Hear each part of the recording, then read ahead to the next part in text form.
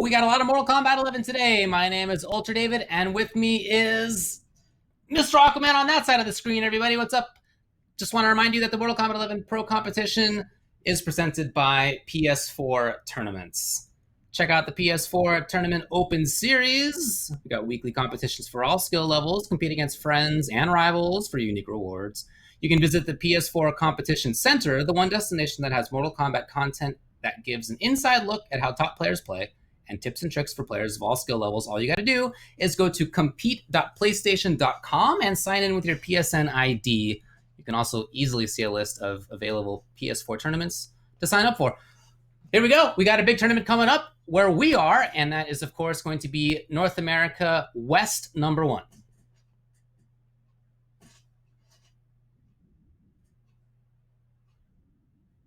And this is, of course, Rewind versus Scar that we're going to see up here right at the top. That is a marquee matchup. Super cool.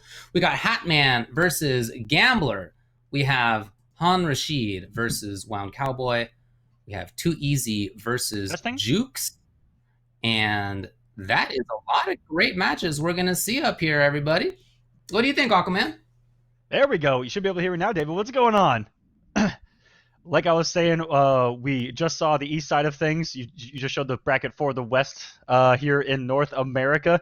Insanely stacked from top to bottom, just like we saw on the east side. You know, a lot of different regions of the West represented as well. You know, with Texas, California, and then you've got some of the Northwest strength going. Also right there in the Midwest on display here. A couple of surprises and a couple of old heads that I saw throughout this side of the bracket, David. We saw WoundCowboy competing. If you look previously in the bracket, you'll see names like Nubcakes, DJT, a lot of names that really do bring me back that even had to face off against each other to get this far. And WoundCowboy possibly making a return to form has to be one of the biggest highlights, I think, looking at this bracket on the lower side of things, going up against Han Rashid. That's going to be a classic. On the other side of losers, you got Too Easy, you got Jueks. That's going to be insane. That's going to be an explosive match. Talk about some offense from both players down there. And on the winner's side, we've got, you know, I think what is almost be expected. I think that a lot of the strength of the West really does reside in Texas, and that Vegas scene has become so strong, you know, with the Terry brothers, and then you have Rewind out there as well, and that's what compromises 3/4 of this winner's side. Top 8, Hatman, not 100% sure, and he's probably very angry at me for not knowing off the top of my head. I do apologize, Hatman. Missouri's where he's from. Missouri, okay, there we go. And yeah. Huge representation all across the board from top to bottom here, but look at that. Rewind and Scar and KingGambler also kind of making a return to form. Took a really big break, had the issues with his hands towards the end of the pro competition, and took a long break here since Final Combat to work on that, strengthen those hands, and get them ready for the pro competition here that does begin this weekend. And look at that winner's side top 8. Looking pretty good. I'm really happy for him for that. Yeah, as somebody who's gone through similar, not exactly the same, but similar issues, I'm always super happy for somebody who can come back from an injury or from, you know, just sort of general physical ailments. That takes a lot of work. And to do that and to become, you know, as strong as you were again, not at all easy to do. But Gambler's here in winner's side top 8. That's great. So, you know, I spoke a little bit with some of these players, got some of their thoughts, got some of their quotes. We got some stuff to say about these fellas. Some of them didn't get back to me, so I'm not going to have info. I mean, I know them, but, you know, I want to know what you think about these top 8s, everybody. I want to know what your ideas are about who you're going to play. We want to know. I want to know characters you can use. I want as much info as I can get to be able to just share that with everybody on the stream. You know, we know these players, but not everybody watching knows these players, knows where they're from, what they think. All they see is a name in a bracket. That's all they see is a name in a bracket, a name on the overlay, and that's all that they know about you guys. Let us know. Let us know, guys. I just want to humanize y'all. That's all. That's all I'm trying to do out here. So we are trying to begin with Rewind versus Scar. There's a little bit of an issue in terms of getting that actually arranged. So I'll just say that Scar was one of the people who got back to me. He said on his thoughts about like how this top 8 is going to go for him, he said that Scar is an all-time great, and it's never easy, which I think is appropriate. He beat Sizoth, the player from my own area. He beat Too Easy, and he beat Cusco in order to get into the top 8. Which was a really big win. You know, Cusco's a wild card in any bracket I see when it comes to Mortal Kombat. Yeah. It doesn't matter the game. Cusco's just one of those guys that you see in bracket and go, I really don't want to play him right now.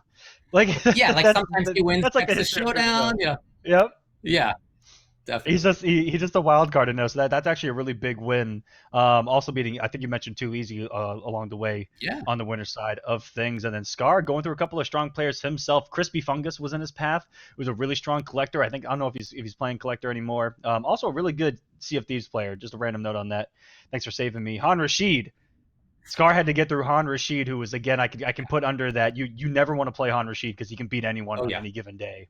That's the beauty of Han Rashid is he really has been that. Going back to Injustice 2, he used to just cause so many upsets. And you see Han Rashid on the loser side of the bracket, doing his thing, and very scary. But Scar able to get through an opponent like that in order to make this top 8, really strong performance, and coming off a huge performance just a couple weeks ago in my Coliseum, getting the victory there from the loser side of the bracket, and looked scary with that Kung Lao. Scary. I saw that. That's right. He looked super good. Yeah, that's right. So I'm expecting Lao from him. Yeah, he is looking pretty primed coming into this top 8 for sure. I definitely agree with that. As far as Rewind, he said that he might play Lou, he might play Johnny, he might play Jackie. We'll see between those.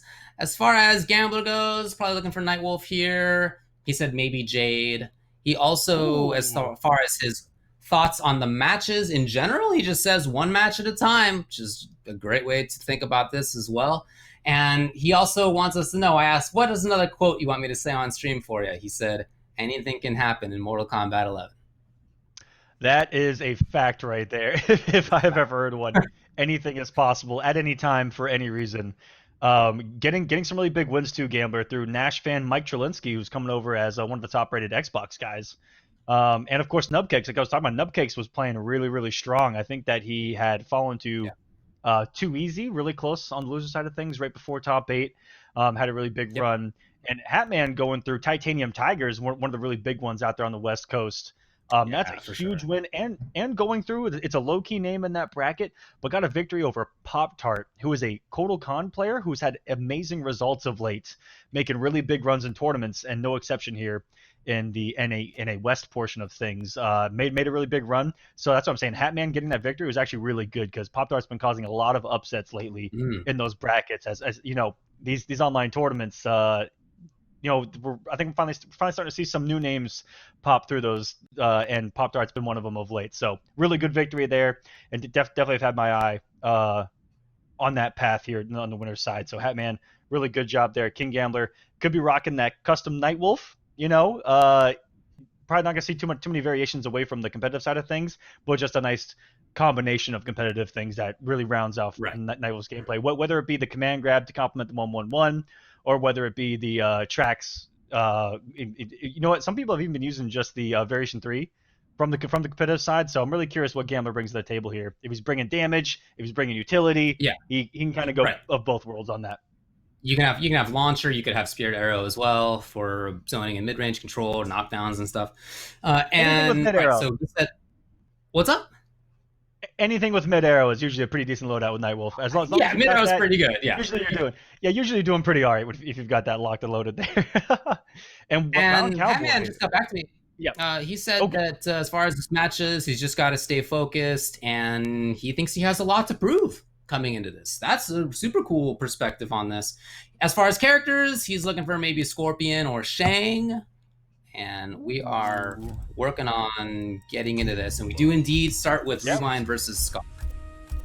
Oh, a surprise pick from Rewind out of the gate. Not what I had saw coming. The Cetrion pick. He named 3 or 4 different characters as far as what we might see out of him. And obviously none of them was Cetrion. So here it is with Cetrion. Listen, what do we got? We saw this at the Dragon Temple where everyone lied to us as far as who they were going to play. Yeah. I feel like we're getting that all over again. Teleport, Deadly Winds. I feel like that's what every Cetrion's playing. Yeah. Best of every world. Added offense, added utility. Still have the insane teleport out of the corner to reset the position. And then the Deadly Winds, which just is a do-it-all. No downside to doing that special move. at all. And you're seeing a lot in the pressure too. Jason down with the hat, and we saw this come out. We saw the same matchup between, I believe it was Dragon and PL, and I'm very curious to see what the approach is here from Rewind's Cetrion who's gone for this. You know, she can do the wall to blow up his buzzsaw, for example, even in pressure strings. And she has plenty of things to get him out of the air. You know, you already saw the active wall, still active 18 years later, by the way, clipping him on the jump. Then you've got the Hell's Wrath to stop it, right? Wall to stop it. The pound, and that was just a raw fatal blow. Are you kidding me? What? Got some chutzpah here. I've commentated a lot of online forums lately, and why does raw fatal blow from Kung Lao keep hitting guys? I feel like it's 100% hit rate. I mean, it's far. I don't understand it. What can you say? There's no science to back it up at all, but she isn't working. Ooh, looks like everyone trying to get him with the shimmy forward dash into the forward two, not working on Scar here, and Scar. And you know, it was actually Scar during the Coliseum that kept doing that raw fatal blow and clipping people, and he's just picking up right where he left off. That's pretty scary. Also, shouts to these players for advertising on their variation names. I just want to point out that both of them did a good job on that. Right? Yeah, some people are out here wasting that. I like what these guys are doing. Build those brands, still. ladies and gentlemen. You see the wall and did not actually get the hat there. Whoa! Possessed hat, baby. Yeah, like... It's hilarious looking, right? Like, look at I wasn't expecting it. That caught me off guard. Oh, big chance maybe? No, not right there. But good damage regardless. Short up down three. You know how I feel about that, David. I do. Wonderful I've piece seen of, it. Wonderful piece of technology. Yeah, it's a little tricky. Way more effective on offline. I will say that. Really went to teleport. Oh, the walk way far forward. There is not any bar to get out of this defensively. It's Scar taking game number 1. Really solid game on both guys. Rewind was definitely in that. Scar, the savage fatal blow has to be what we talk about there to turn things around. You know, Rewind was able to establish such great control. We saw Dragon never let go of that against Perfect Legend earlier on the east side of things in the same exact matchup. Variation a little bit different though. They see from Scar playing around a little bit with that possessed hat, and it definitely looks like it could be effective. I think it's gonna be matchup dependent. Against Cetrion, you're not gonna get a lot of freedom to throw out hats like that. So we'll see if that comes into play or if we see a swap. Didn't look like. I wouldn't have been surprised to see a swap here, but it looks like there's not gonna be one. Cetrion again. Yeah, because Rewind has 7,000 characters that he could easily go for here, right? I mean, he told us he was going to go Lou, Johnny, Jackie, etc. I expected the Lou. Low-key, I was expecting the Lou, but I think that everyone's just looking at this particular variation of Cetrion and going, what, you know, there's no downside at all. Currently, well, I mean, she doesn't do as much damage, I guess, as she does maybe in Variation 1, from the Variation 1, but yeah, a lot of other great stuff going on for her, for sure. So we got Scar up 1-0 to begin with, and Rewind, yeah, he's sticking with the same character. Maybe being a little bit more active here. We see him going in a little bit more at the start. I think that he just doesn't want to give up an answer for the hat, like you know, an obvious answer for the hat that Scar has to respect and think about this entire set. Mm-hmm. And that might be exactly what it comes down to. Is that they look at you know, at this collaboration that's been putting in work since Ultimate came out, and says, what is an answer for it? And found one with the rock wall here. Ooh, get out of my airspace! I love that little movement there, the instant air dive kick as a way to approach it. Well, just down 3 to start the business. Here we go. Oh my goodness! Okay! Scar had to have some kind of plus frames right there, right? The hat had just hit him, and Rewind's response is 1-1 fatal blow. A little bit of payback from that first game, I think. Well, what a wonderful hit confirm in the challenge like that. Yeah. Clutch. Round 2, fight. Yeah, never giving up on situations.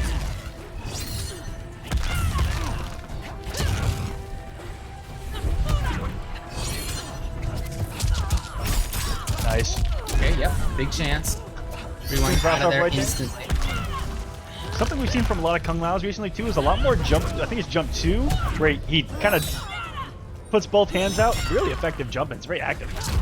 What, did that just go over the wall? Through the wall? Maybe just got that. It's possessed, dude. It is possessed. It has a mind of its own. Scar's doing a really good job of getting through those pounds as well. Perfect spacing on it's a jump dive kick. Yeah, again, I really like that. Oh, stayed on the ground. So just nickel and diming is Rewind right now, taking off a little bit of life against Scar here and there.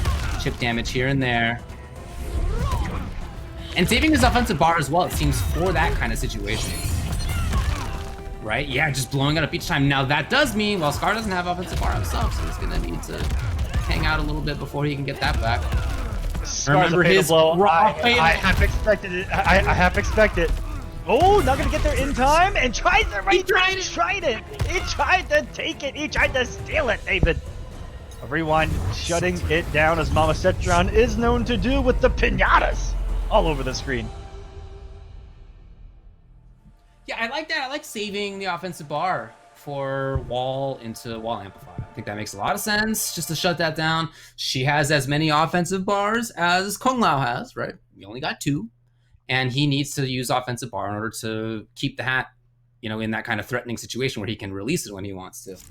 So I like that. That makes a lot of sense to me as a potential counter here. Looks like Scar's gonna stick with it though.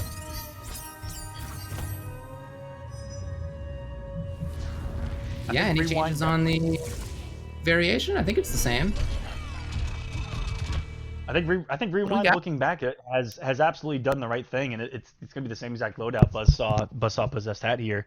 But for Rewind, it was just, you know, not giving up after game 1 on the belief that this was the answer, right? Did you see the possessed hat actually go underneath her leg? Okay. Dude, it does have a mind of its own. That thing is doing things that only the name, I guess, gives the answers to. That thing really does have a mind of its own. Whether it wants to go over or underneath, whatever it wants to. And look at that, it's so lingering. It looks incredibly active. It does look super combo down. Yeah, so this is the position that we saw quite a bit of last time. Just almost there. Very, very close. Here's Scar harassing a little bit. Ooh. Staggers. What patience by Rewind right there. Oh my goodness. Rewind would love to get out of the corner. He just tried it. He just tried teleport. Interrupted. Oh, and he's there we out go. of here now. How dirty is it that the Deadly Winds reset neutral so far away that she can get that teleport out? Woo! Pretty good. That's not that bad of a trade either.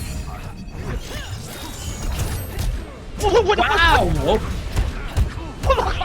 Hit him in the active frames. He tried to get up and maybe try to steal a punish right there on a quick rise. See the drop of the 1-1. Oh, he has Fatal. If he finds a good combo into Fatal right now, he's gonna get it. But can he find it? Is the question. He does not have the time. What a little scramble right there. I mean, he started out a little bit differently this game. Last game he was more pressure heavy. This time it seems like he's more consistently away. Look at this, starting off with a teleport, close one even, taking the risk. Yeah, if you notice, every time he gets a chance to, he's almost been backdashing. There we go, just skating backwards, wave dash back, but she'll get away from you. Isn't going too far, but even a wake up backdash, yeah, all about it there. And luckily he didn't get murdered for going for the spear. Goes back to the corner here. It's Cetron with a teleport. Do you ever truly have her locked down? Well, no bar of any kind now is Rewind, but Scar is still struggling to get in. Well, here's maybe a chance. No, amplify. Rewind stabbing in occasionally here. And we haven't even seen Scar have that much time to put out a Buzz hat from far. You know, that hasn't... Rewind's been too active. Rewind has been doing too much stuff to allow that very often. Yeah, you're right. Rewind's just been kind of the more active of the two. What thread the needle right there. Gonna be the punish. Okay, wait a second. Didn't get what he wanted as far as position, but again against Cetron, you're gonna be playing this from start to end. The hat out. Nice little wave dash right there. And if you notice that the possessed hat Ginger on the approach. versus the Pound, like it's actually gotten some pretty decent trades. He just hasn't had the health lead. Wow, that was such a smart teleport! Finally, when there was Buzzhat out there, Buzzhat into teleport is a classic setup. Rewind was away. He read the situation perfectly, and now even though he's in the corner, he's still controlling things. Ooh. Okay, no more. He got there first? What a timing on these teleports. These have been killer. Even for somebody like Scar, usually so strong at that kind of thing. Rewind has had great moments these picks. I think that Scar is definitely looking for something else at that time, right? And it's catching him off guard just a little bit, and in that little bit of hesitation, she's already safe. Already stealing a turn with a down one. Rebuilt the space. Got the air-to-air. Maybe assumed that breakaway was going to come. Rebuild the space. Initiate the zoning all over again. Really strong stuff from Rewind. That is giving him a little bit of a second thought, though, when it's out there. But every time Scar is in this position, he's chasing Cetrion every single time, David. He has such a health deficit every single time in these closing moments. Oh, he's close though. 15 seconds, it's another coming down to the wire moment here. The block came out of Rewind. Not there, the punish. Oh my goodness. Okay. Oh, time. One mix. Is it? Does he have it? Does he have the time? I don't think it's going to be enough. So. Oh my goodness. This defense by Rewind, it's not just that he's taking up a lot of space on screen and being active. This is not just straight up runaway Cetrion, right? He's coming in for hits a lot, not with any commitment in them, but just putting out deadly wins, rebuilding space, teleporting around. He's being quite active.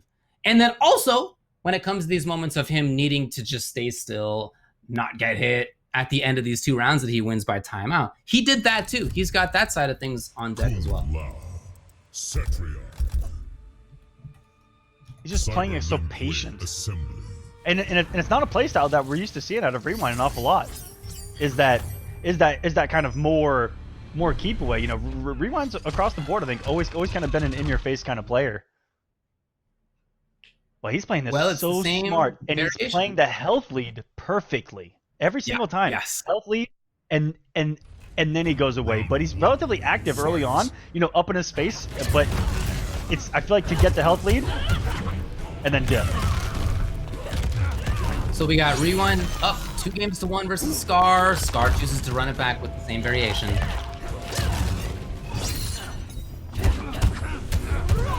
You see what I mean? It's not just that Rewind is throwing out Hell's Wraths and Earthquakes from far. He also is coming up a lot. He's coming in just like this, right? He moves forward quite a bit, actually. He just tried it again.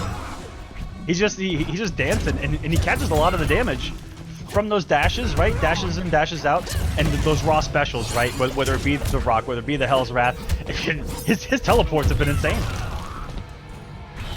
Yes, movement's been really good. Scar trying to move forward, didn't amplify. Oh, now Scar has to work his way through the minefield.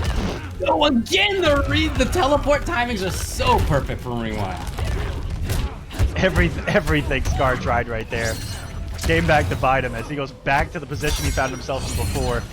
No resources on the screen and chasing Cetrion. Rewind has done just that. Made Scar come to him and made him pay for it. And we've seen it a lot out of these Cetrion players tonight, even Dragon earlier against Sonic. It was just stopping the movement forward. And Rewind has had a nice mix-up of using that teleport to kind of disrupt the game plan even further. Out here in neutral, like at any time. We don't even know what's and coming. He's calling up these timings on the Buzzhat really, really well, because you can keep that for a long time still, but Rewind nevertheless has called out like when it's gonna launch a bunch. This is his just mid-range controls there, his defense is there, his understanding of the timings that Scar would like to use offensively, it's all there.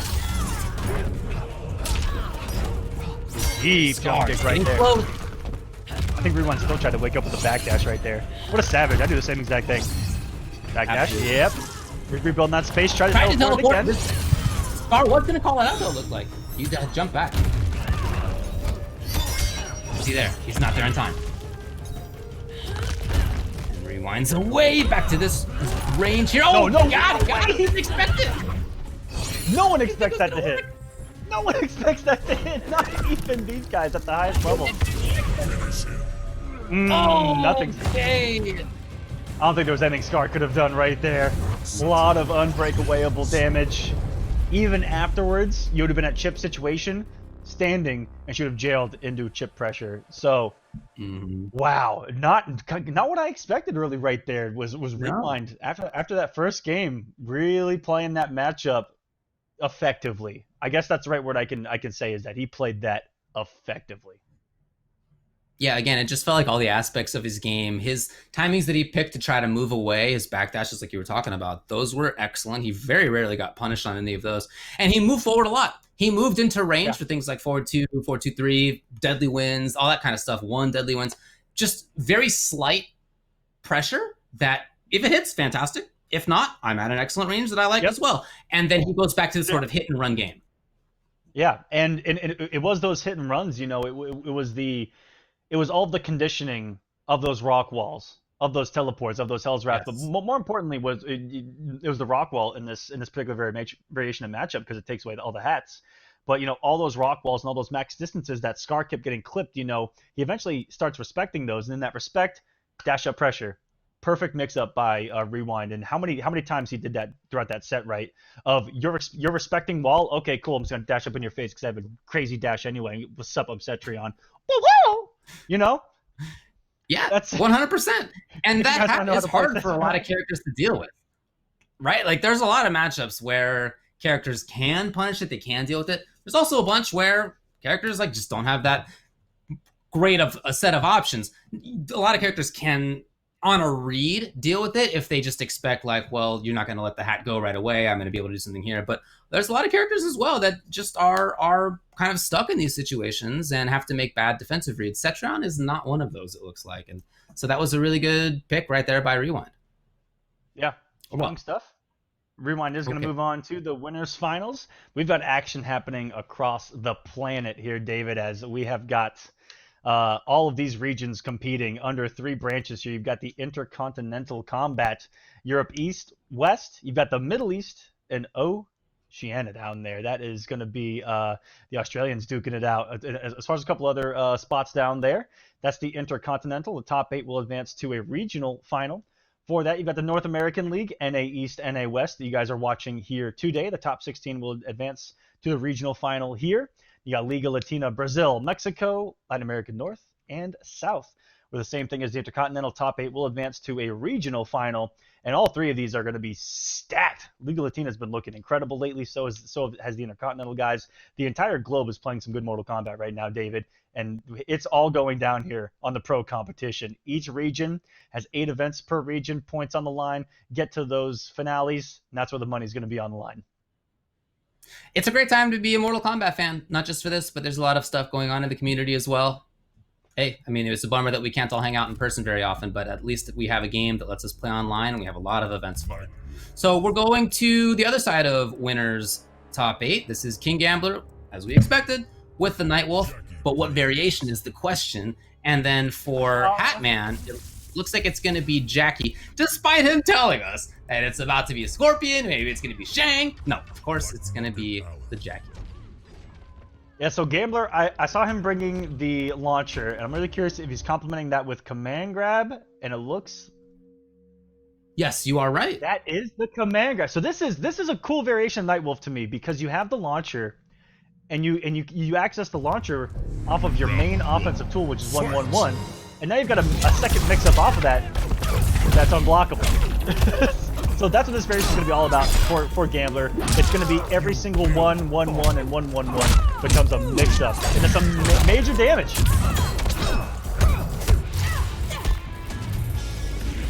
On the flip side, we've got Hatman here. I actually didn't see the loadout quite yet. Is this next? Is this upgraded gen? It's goop graded. Yep. Ooh, goop graded? Oh, that's a good name. Goop graded. Yep. Taking some damage over time is Nightwolf right now. And he's standing in the goop as well. Oh, no, that's all of that damage over time. It's so much. Burning on it. It was just a little bit of damage over time. Stuff's on the ground. Yeah. Ooh, stay out of that. Oh, it hurts. It hurts. If you guys never panic when the ooze is actually on you, because that's not a big minute. It's nothing. Don't stand on it. Yeah. Yeah. Ooh, he had to get through it though. Maybe that's that. Ooh, the chase. Ankles. Okay, the grabs here.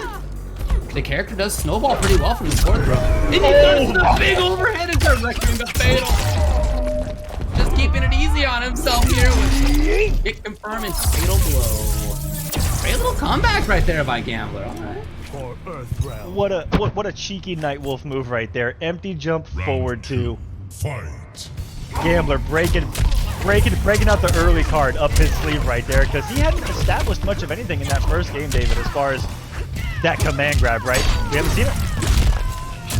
Yeah, that's true. Yeah, okay, he can use it as an ender. He does stay close. Wow, wake up buttons!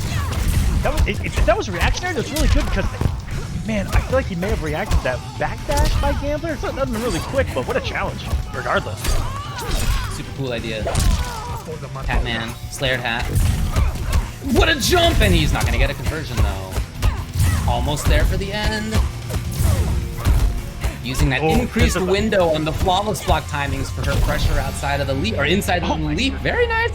But still, Hatman taking it. Really defensive there was KingGambler. He lost a lot of that remaining health just on block chip alone with that insane, upgraded pressure we're seeing out of Jackie. And now the floor is lava. Gonna put himself onto it, and even there, that was about 7% health lost right there. You guys didn't even see it. It just happened. Okay, yeah. Oh no. The goop, and here's the pressure even more. Advantage.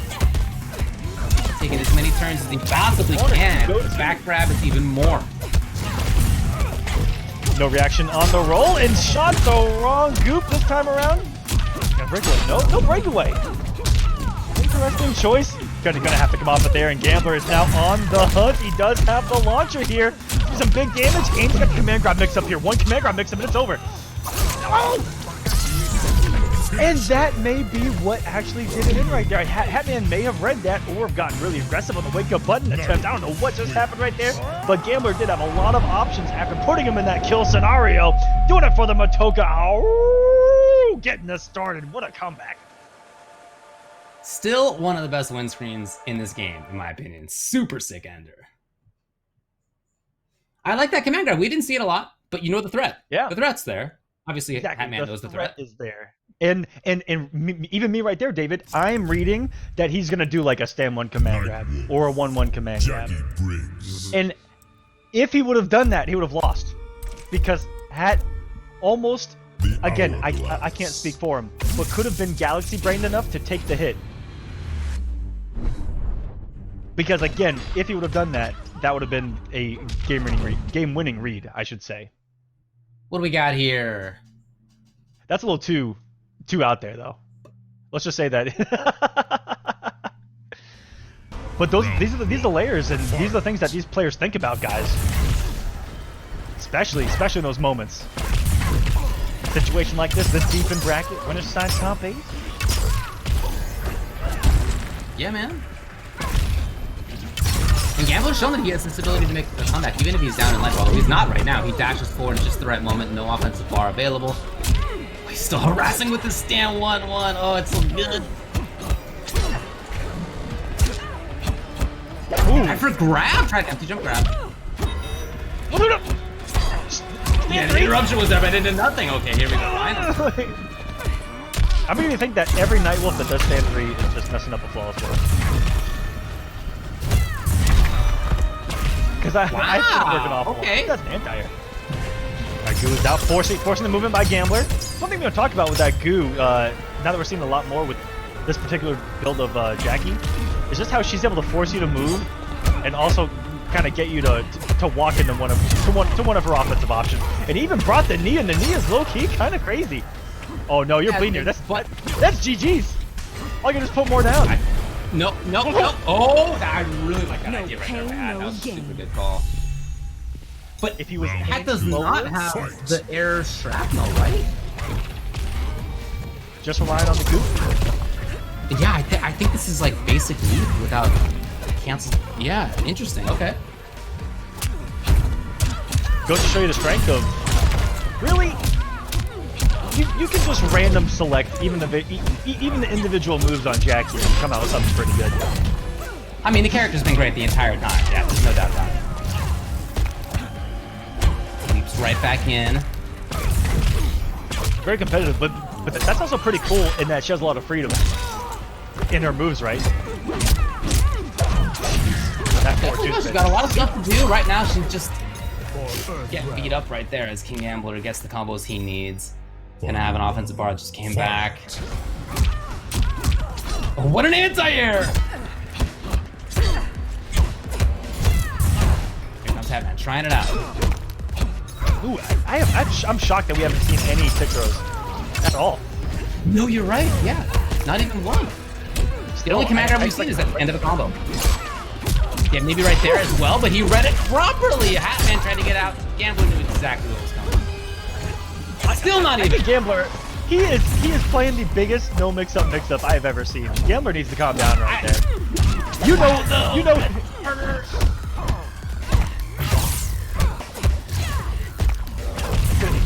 It's gonna come into play at some point. I know it is, and it's gonna be so cheeky. Playing the health lead here, and nice, backing up, building the space, making Hat come to him here. Hat definitely has the damage and the explosiveness in that character to make him come back and happen. No, off at the bar though. That's gonna do it. It's 2-0. Look, I gotta be honest. I don't know if that was the strongest of Jackie's potential options. I'm with you that she's just a great character overall. She's obviously very good. But oh yeah, there's obviously better combinations, but you don't have the shrapnel cancel up there. I don't know. That's like pretty important for a leap, I would think. But anyway, we'll see what Hat does. He's got another variation he can pick here. Switch, or even character if you'd like to switch. Whoa, hovering over Scorpion right now. Did you just pick Searing Rage outright? Sea of blood. Let's see. What do we got? That looks like Searing Rage to me. That looks like Searing Rage to me. Averk at the Dragon Temple also rocking just a standard variation of Scorpion. Gotta give credit where credit is due. NRS getting the variations right from the beginning with Scorpion. Let's go. Really harassing this, looking for spear big time. Okay, what a neutral jump, nothing into a combo, surprising. But he's got a chance. So almost similar to what we saw with Jackie, you know, taking away one of those options with the shrapnel. Here, he has limited himself without his teleport cancel. So he's got to be pretty committed here with the Searing Rage pick. He will do a lot of damage, right? That's the big thing for this character. A lot of chip damage at the end if you need it.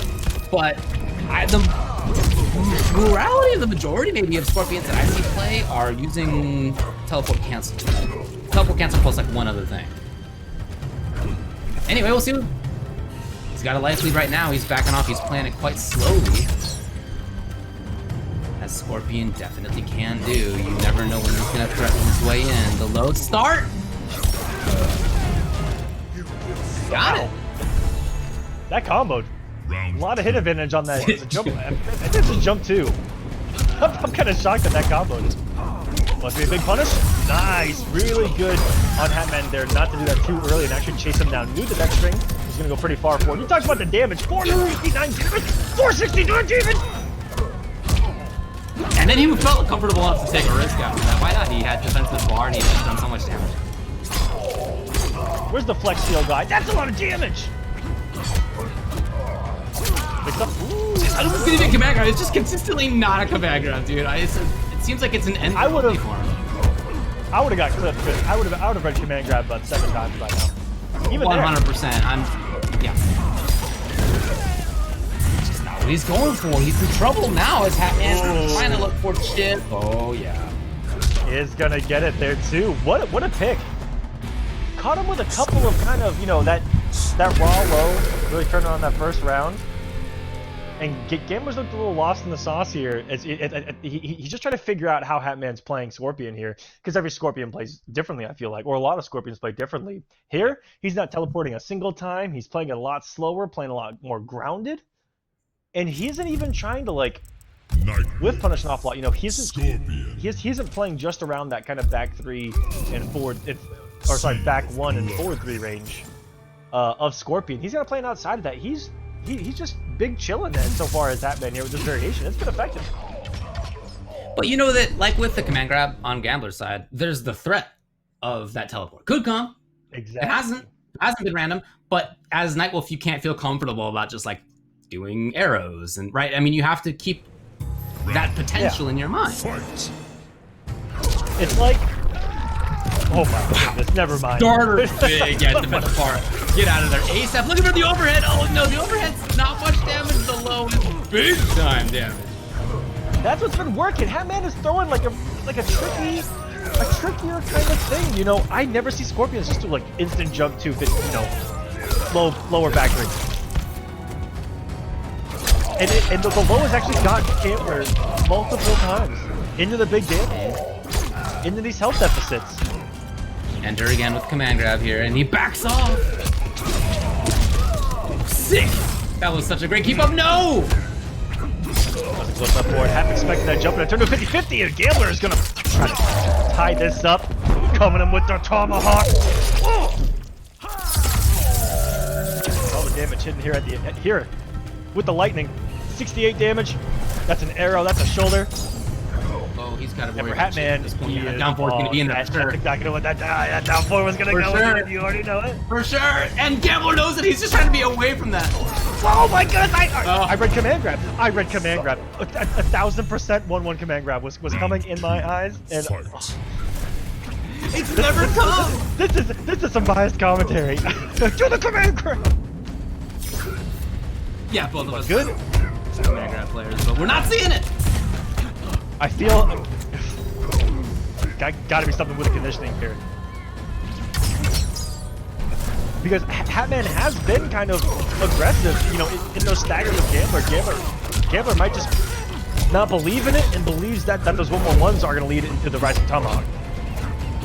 Either way, Not seeing it. not the story here, as Hatman is just running away with this set right now. Talk about someone who is comfortable, calm, and collected. Hatman here with the Scorpion pick has lit. Up this Finish him. all right. To the nether realm with you. Scorpion win. Look, before we went live, we asked players which characters are we gonna see out of you, and a hat said that we're gonna see Scorpion, maybe Shang. And then when it was Jackie, it was a different story, and it just did not look nearly as successful as the Scorpion we're seeing right now. This is looking really strong for him. And for Gambler, I mean, the Nightwolf, I think we're gonna see Nightwolf again. I don't think we're gonna see a character switch. But dude, would you expect more mix-up heavy play at the end? I mean, he's gone 4 games without doing a command grab except as a combo ender. Yeah. 4 games. None in pressure. None whatsoever. And I find that shocking, given that is almost Black specifically Dragon designed Fight Club. to complement the Rising Tomahawk off of your 1-1-1 string, right? Get them early, condition them early with the command grab, enough to where they start to jump, to where they start to make micro dug reads, and that's what opens up your 1-1-1 Rising Tomahawk. On paper, right? On paper. Could be a different approach here from KingGambler, but right there could have closed out a round, you know? Well, maybe he's just trying to play this long game of making it so Hatman does not expect it. You know, we'll see. We'll see. Game 5, one of these will make it into winners finals.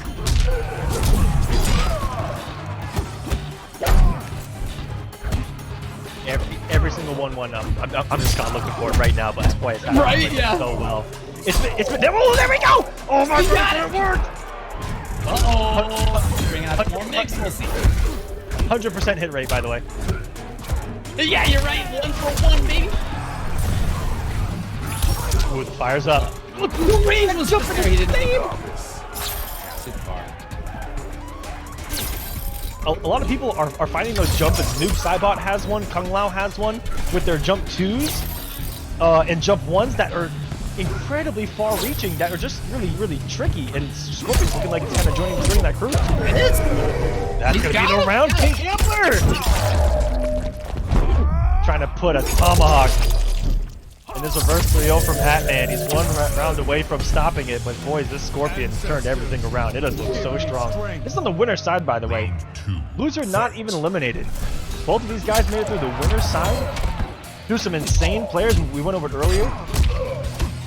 Nash Van Tigers. A lot of killers both these guys went through. And right there, what Nightwolf can do is offer the same mix-up with 1 and 1-1 in the command grab. Can also reverse the position there and reverse the side switch. Oh man. That's a scary mix-up right there. 2-1. Is a what? +2 right there in the pressure? So you're just kind of holding that stagger? Either way, final game, final round. Both these players playing out of their mind right now. Hatman, I cannot believe that he has searing rage. A potential reverse 3-0 before our eyes. Great, even still keeping him in the sky. Gambler does good damage. The knockdowns here. Yes! And the command grabs are coming out to play in this very final round. In the final round, we see it on display, and here we go. The rising tomahawk, and even breaks the armor. Yeet! Oh! Oh! He's alive. He's alive. He can find 3 hits here. He can take it. Absolutely smearing a rage. Oh! No, the arrow got there simultaneously, and Gambler's gonna take it and qualify for winners finals. Oh! The bear. Fatality. I'm not gonna lie. Wins. I did that kind of wince that I think every man watching this stream did when that crushing blow happened, where you lean over and you're just like kind of like making sure everything's all right. Yeah, I had one of those moments too, guys, with that crushing blow. But those command grabs came out late in the set. Even then, few and far between, but worked when he did them. All of that conditioning paying off on the defensive side of things. Or sorry, on the offensive side of things, but it was because he had kind of finally gotten Slayered Hat to block those strings all the way through, right? Because of that opening up the command grab late in the set. Yeah. That was just a wonderful set too. Down to the wire, final game, final round. Shouts to Hatman for putting on such a performance with that Searing Rage too. These competitive variation Scorpions putting in some work lately here in competitive Mortal Kombat. I gotta wonder how it would have gone if he hadn't started out with Jackie for 2 games. I don't know. Yeah. I really like what we saw out of the Scorp. Anyway, we'll see in loser's side. He's not out. He's just going to go down there. And, we don't know who he's going to play against yet. We'll find out in a little bit as we get now to the loser's side of things. If we can check out the bracket just briefly. There's a classic one coming up too. Han Rashid versus WoundCowboy. I cannot believe I'm finally saying WoundCowboy in a Mortal Kombat 11 top 8 bracket. That is just a name that it should for all of you youngins, that name should invoke fear into the hearts of everyone in this He's an old family man now, but yeah, I mean, when he was taking competition seriously, he was always a threat. This is a guy who got Evo top 8 a couple of times. He was a big threat for a long time. MK9, MKX, right? He was legit for quite in Injustice 1. Legit for a long time, and has always had a preference for kind of zonery character archetypes. He's doing the same here in his Shang. That's what I'm expecting, at least. And it's funny when you see him talk, and it's always been this way. You never really get a good idea of how strong or not he thinks the character is. Yeah, right. That's always been. Is he being serious that he thinks Shang is actually not that great, or not? Yeah. It's never been super clear to me, but anyway, that's. He's kind of always been that way, has WoundCowboy. Yeah, but before we get into talking about him a little bit more, let's give a huge shout out to Astro Gaming. Thank you guys so much for being the official audio partner here of the Mortal Kombat 11 Pro competition. All of the caster audio is powered by Astro for the entirety of the season. Please visit astrogaming.com to find out more information on their officially licensed PlayStation audio products available now. Go check them out. Astro, thanks for powering the pro competition. And this next match going to be insane. On the other side, from WoundCowboy, we're going to have Han Rashid. And I talked about a dark horse, any bracket this guy's in. Yeah, this is a player from SoCal. Player's been playing NRS games for a long time as well. And he told us that he is I mean, he's been playing a lot of Fujin, right, ever since that character came out. Before that, he was a Lu main. And he also said that he could be playing Johnny or Spawn. We'll see. Maybe it's none of those, like half of the players so far that we've seen. Yeah. He beat Jueks on his way. Strong player. Yep. Jueks still in loser side in top 8. And, you know, Han said, as far as his thoughts on the matches, feeling positive about my gameplay yesterday. Hopefully I can do the same here. So just coming in as he usually does, you know, kind of earnestly looking to do well. And he always does that. You know, there have been a couple of iterations of NRS games where he's kind of been quiet for the first year and just snuck up and murdered everyone. He here in year 2 has been in the hyperbolic time chamber. I mean, he was the original Shang Tsung, or one of the original Shang Tsungs of our community back in the day. You know, one of the best players throughout all of NRS history. And Han Rashid, who, like I talked about earlier, can beat anyone on any given day. So I expect this to be a really good matchup from the ground up. And it's going to be Fujin for Han Rashid and Shang Tsung for WoundCowboy. Wound getting a big win over Cusco to make this top 8 as well. Fight. Wound's quote was, "Stay in school." Like a true old man. What a legend. Appreciate that. The build collector he's got here. Okay, very grab focused so far. Got pushed, I think, is what we saw, as well as Skywalker. And Arsenal, I think, is pretty classic loadout. A lot of people are doing classic stuff. Wound with the ground eruption. Okay, he's gonna come party as Fuji. Got a mirror match for the next 5 seconds. Now, one thing I've always wanted to know, and gonna swap back right there, tried to steal it immediately. That was really good by Han to try to check him and try to get a punch. But he actually used Soul Steal. No other competitive Shang Tsung, I think, on planet Earth, feel free to correct me on that, used his Soul Steal. Will he be the one? Will he be the chosen one? The chosen Shang Tsung? Once more. You gotta feel pretty confident in your ability to play the opponent's character, because if not, you're gonna get, you know, not just do badly, but you're gonna get killed as you're going back into your regular Shang Tsung. Oh no. Gonna be enough for the kill. Nope, 15 health remaining, a sliding throw with the moment 3! Perfect use of that string. Dashing out with the KP. Sliding right into home. Woo! It's crazy. Wound has Han Rashid blocked on Twitter, and he still was able to slide into those DMs. I don't know how he did it. It's out of there immediately. Gets that full space. Okay, the explosion to the rescue. Very meter intensive right now with Han Rashid. You're not doing any damage on push unless you amplify. Literally. Whoa, okay. Hello, the big risk. The big risk. Oh no. He's trying to set up that KB. Wants to judo chop him right in the forehead. Super solid play right now by Wound. Yeah. There's that mid range though where it gets a little bit risky versus the twos from Fujin. Actually, that range. Wow, it was so close! That almost worked! It almost You can see the armor come up. I could hear it Almost in come your up. voice. It was right there. Wow. Right there. This stage gave Shang another corpse to throw. That's not fair. He was running out. On here. Oh my gosh, the respect!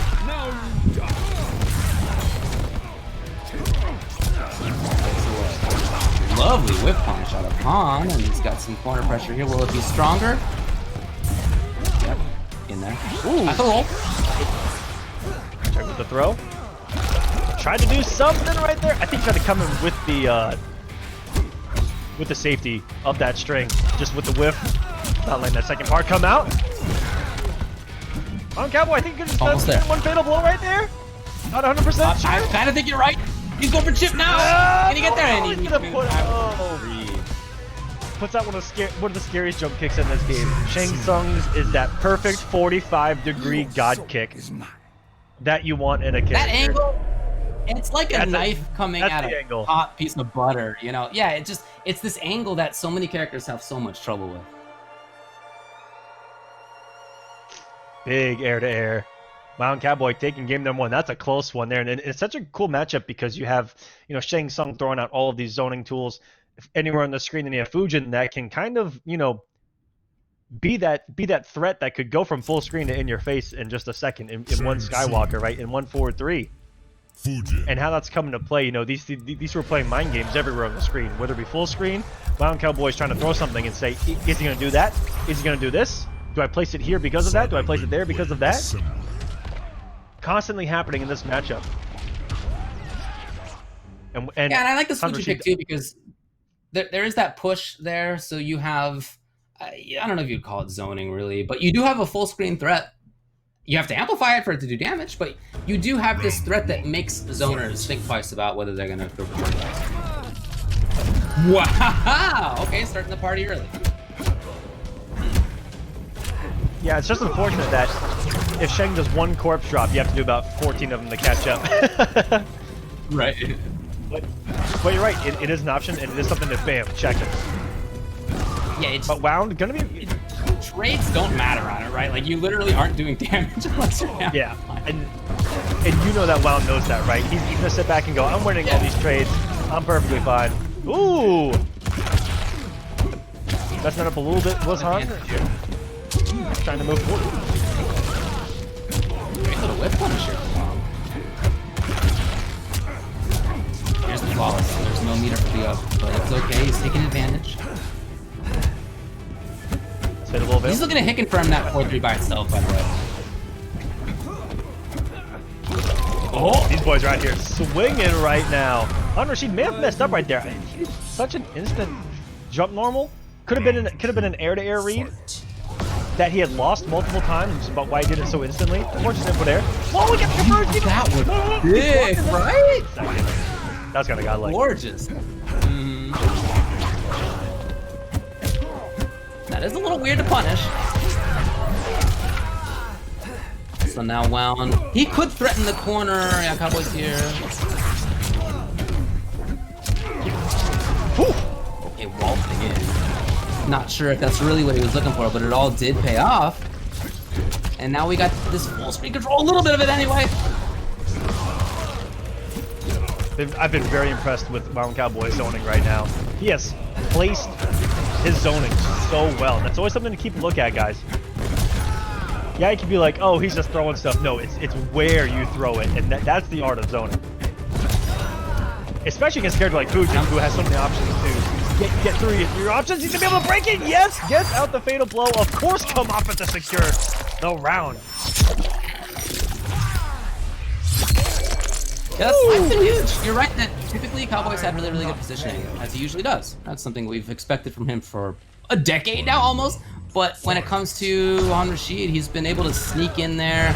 Pushes at least making Cowboy thinking about it sometimes. Lovely whip punish on the back one. He's got some damage available. Doomie drops!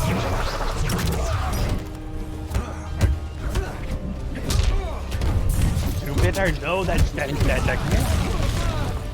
crazy jump kick. Yeah, I think it was he went back a little too far and had just run out of time before the active frames that jump kick got out there on the screen. He goes underneath the jump in, push himself to the corner and sit back down. The straight skulls this time around from WoundCowboy, changing things up even with the projectiles thrown.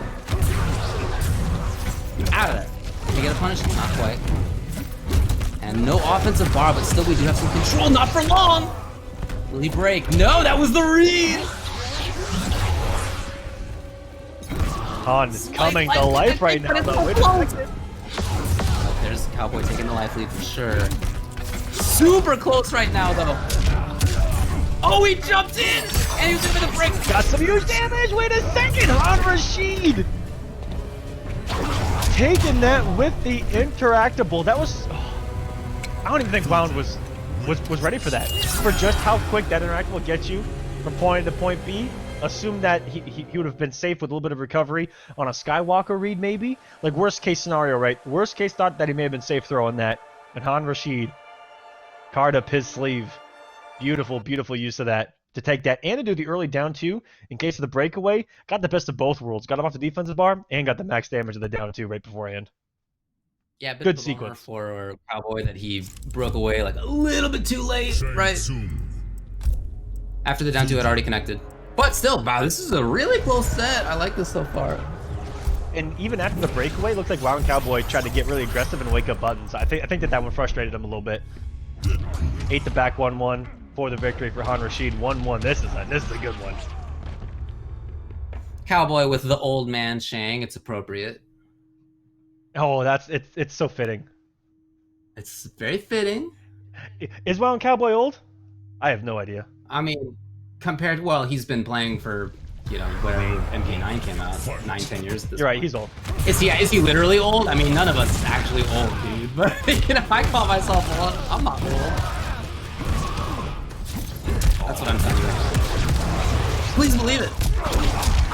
David, you might... I'm just kidding. Got him on the punish. That was so sick on the fall. Well, not too much after that.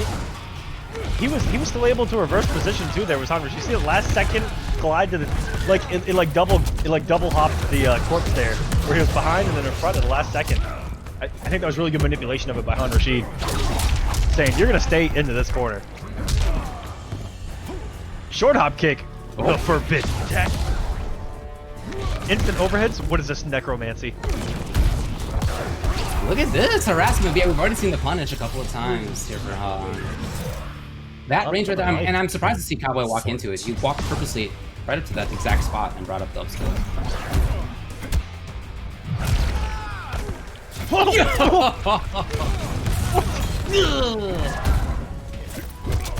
If he's making reads like that, he should pick up Sub-Zero. That's all I'm gonna say.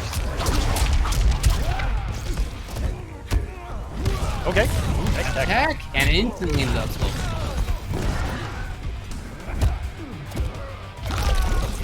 Here, the grab comes. Cowboy's got a little bit more work to do.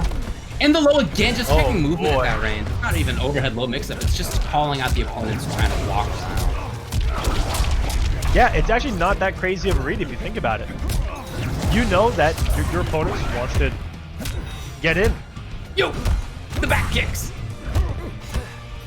Great block confirm by Han Rashid. I'm super impressed with his hit confirming the 4-3. No amplify. It's not there yet. Cowboy's stuck. Look at him just in the corner. He would love to get out, but can he? Oh my god! Okay. What? I don't think that was a read of anything. I don't know what you read right there. Well, he read a button, and that's exactly what came. So he's correct. Oh my goodness! It's 2 games to 1. Han, you better calm down, man. He 1-1. Like, is there anything that Shang does there that could have left a big enough gap to Fatal Blow? And my answer is I don't think so, which is why I think that that's savage.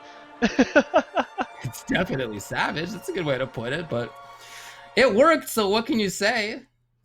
It's just so common that you see Shangs harass, right? 1-1 into whatever, grab more 1-1s, whatever it is.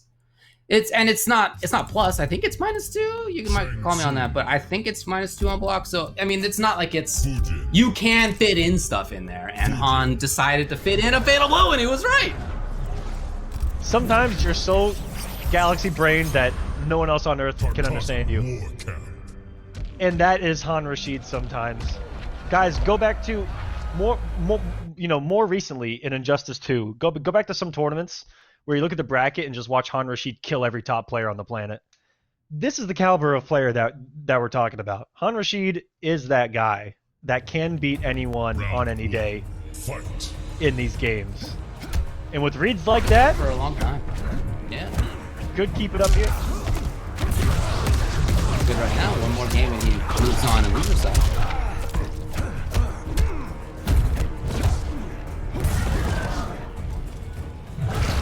But yeah, the movement speed. Well, okay, back and forth. Okay. You can count on, I think, Fujin a lot of the time to be moving around, right? Fujin's character does not want to just sit still. So the slides kind of make sense, I think, but nevertheless, it could be that Han's outside of your slide range even. What a block here. Han maybe catching on.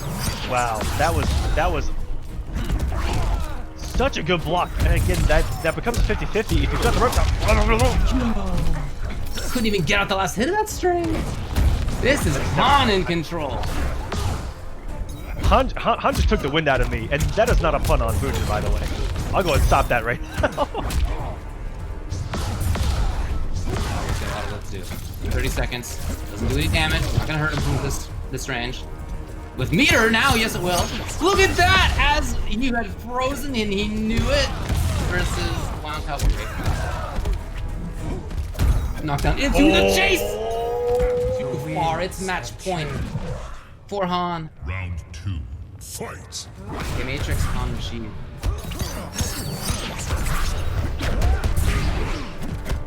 Does bring out the second part. Too far! It's great that most of that whip, even though Fujin was covering half of the screen. Knockdown here, and WoundCowboy swinging right there. I may have expected the breakaway. Playing this so smart. Huge health lead. Wound. Running out of health. Not a big damage character either.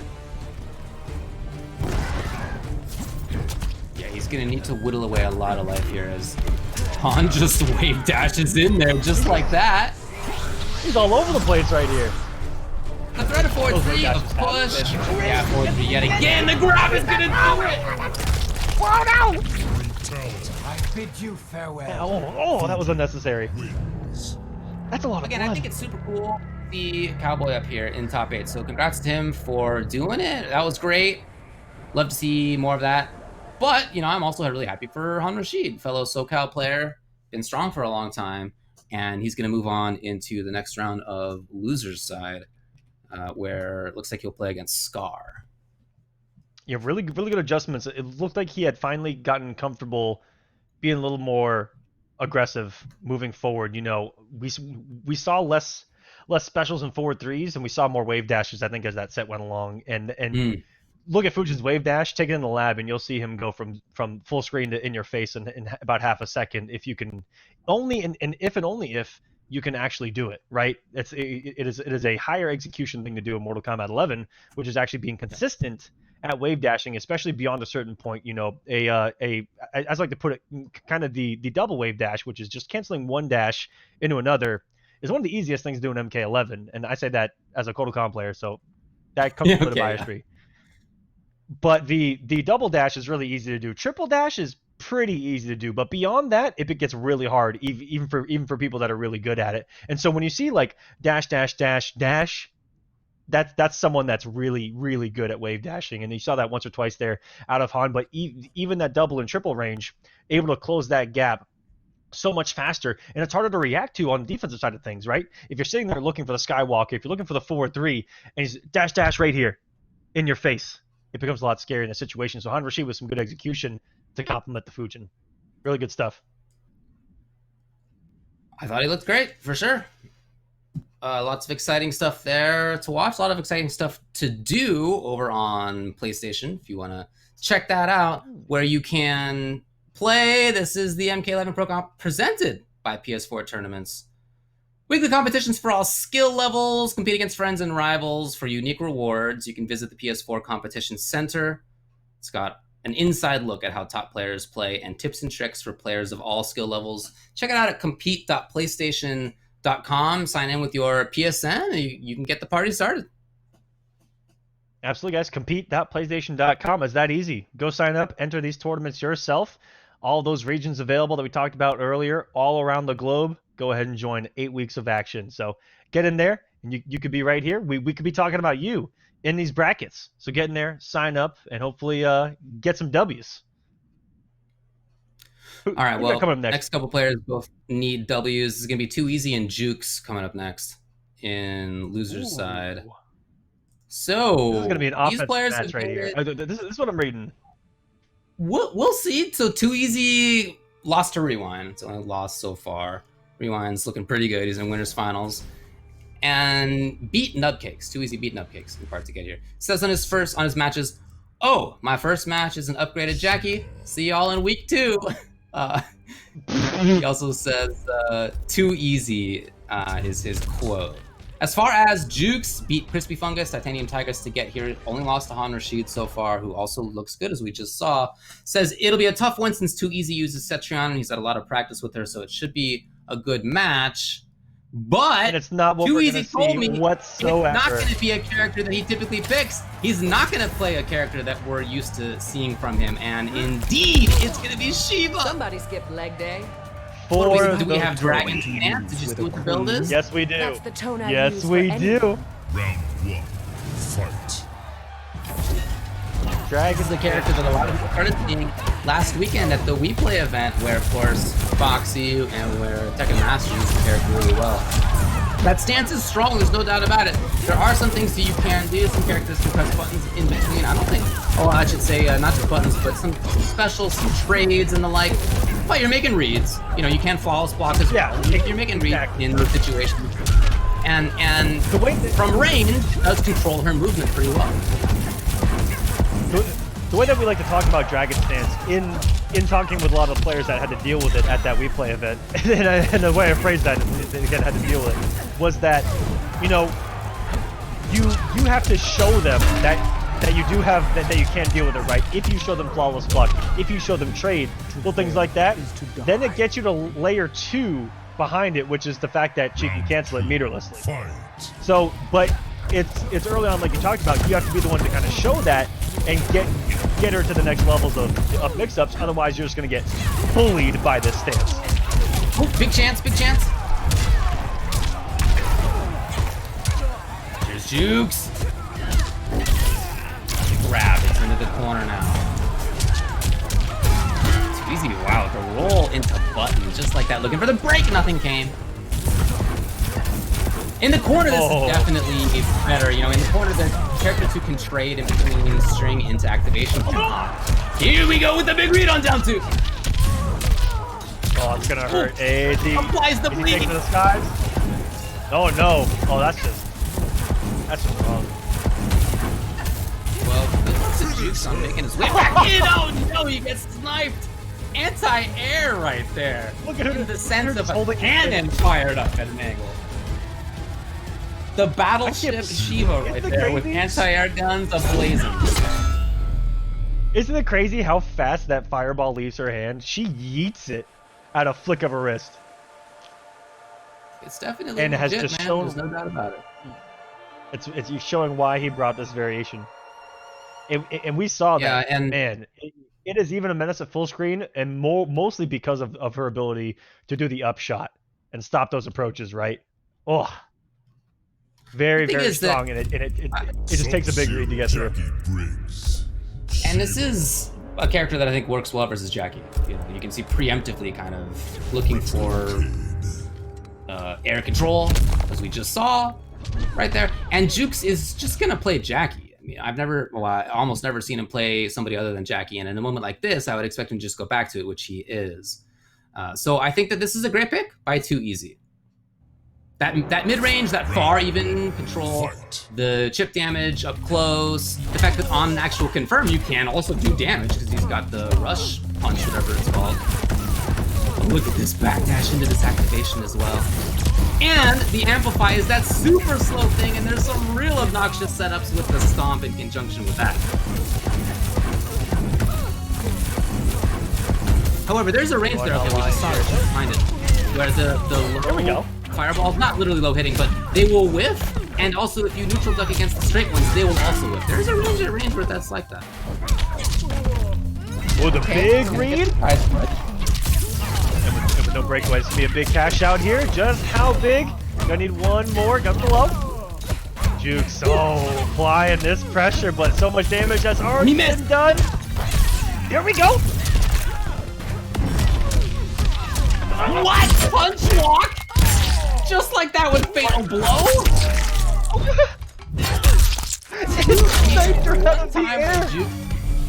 I mean, Jueks had some pressure finally go, and it took a game and a half to get there. And as soon as it was there, Too Easy shut it down.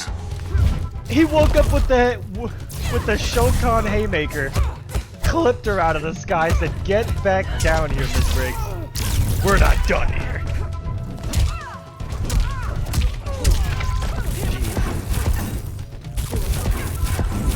And those cancels, yeah, like you mentioned, those at range, it's gonna be hard to punish those. Oh, here's a moment.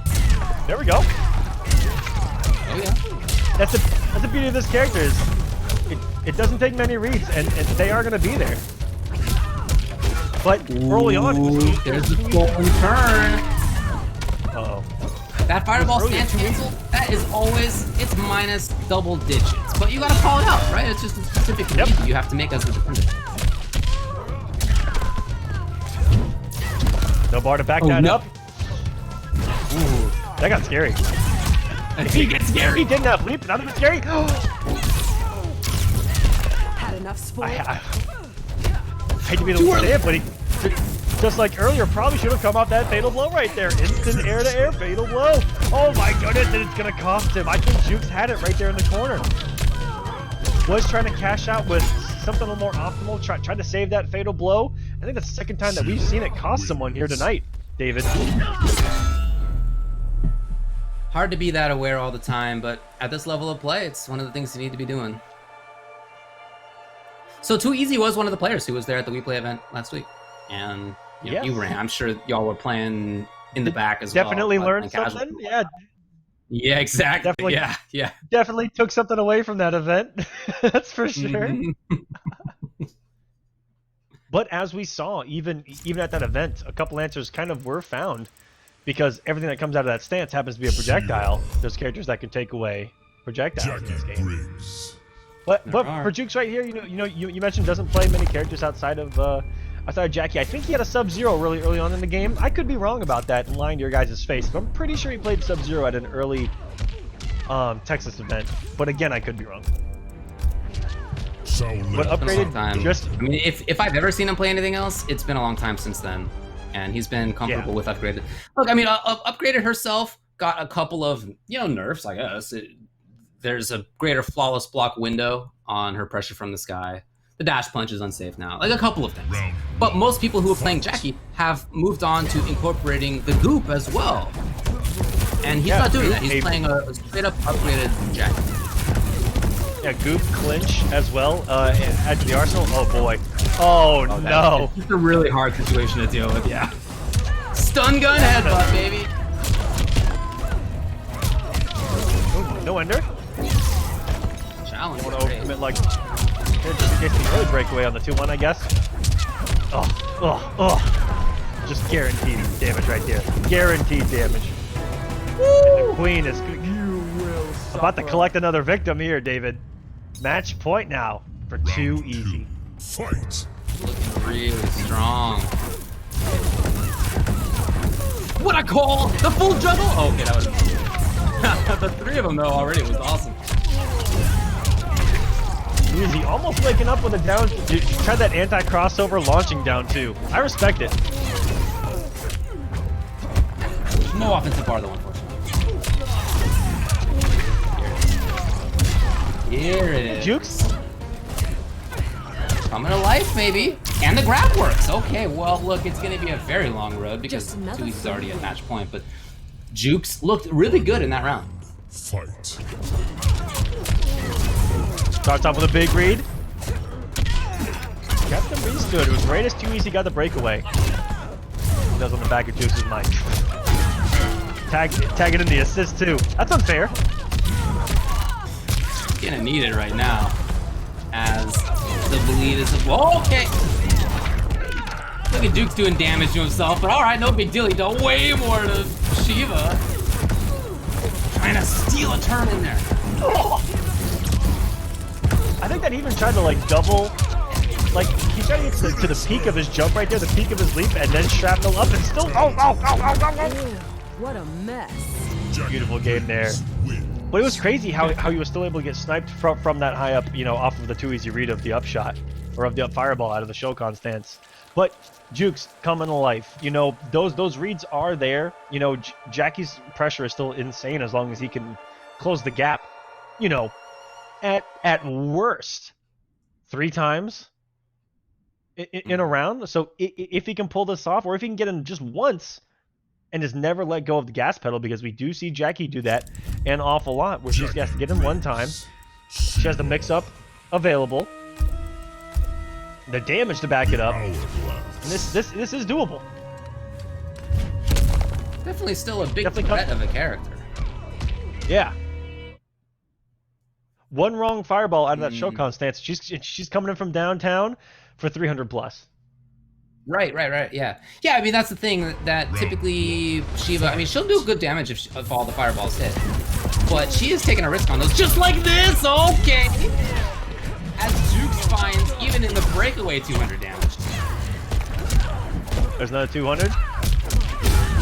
Ooh, this is gonna be big. For break. Jueks, I don't think has broken in those situations. I think he also learned from that WePlay event, David, to just not break away against his character. There you go again! But just like that, he's not just gonna even it up. He's gonna gain the life lead. Oh no! David, you cannot. When you've only had those couple of opportunities, not like that. He's gonna get another. We're in. Oh, when he come off the feet? No! Not again. Get the not button again. in the sky. He's gonna look around because of two huge moments in that round from Jueks. Just didn't get what he needed. Fight.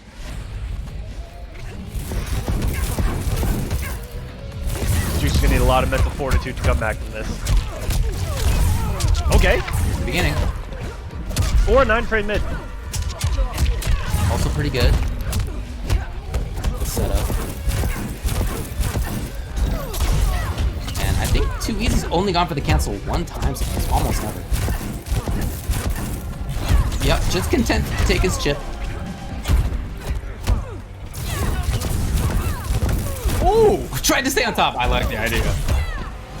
I think that was a straight shot that got him on the second one. There's the cancel. Oh, that's cancel. Again, minus double digits there for doing that. I don't know what that amplify did. It looked like he just only threw the one projectile. Cause that's where you like throw all of your remainders Yeah, I left, think we have right? one left. Yeah. What a troll. He's looking good. Oh no. Okay. Almost there. He was so close. You know, if he finds one hit, maybe. You absolutely have to come off this. Do not make the same mistake twice. Jueks is gonna stay alive here. Let's see if the scaling favors him here. Oh, this roundhouse is definitely gonna go in for the kill. Just another free So despite win. those two misses before, he's still alive. Still match point though for 2Easy.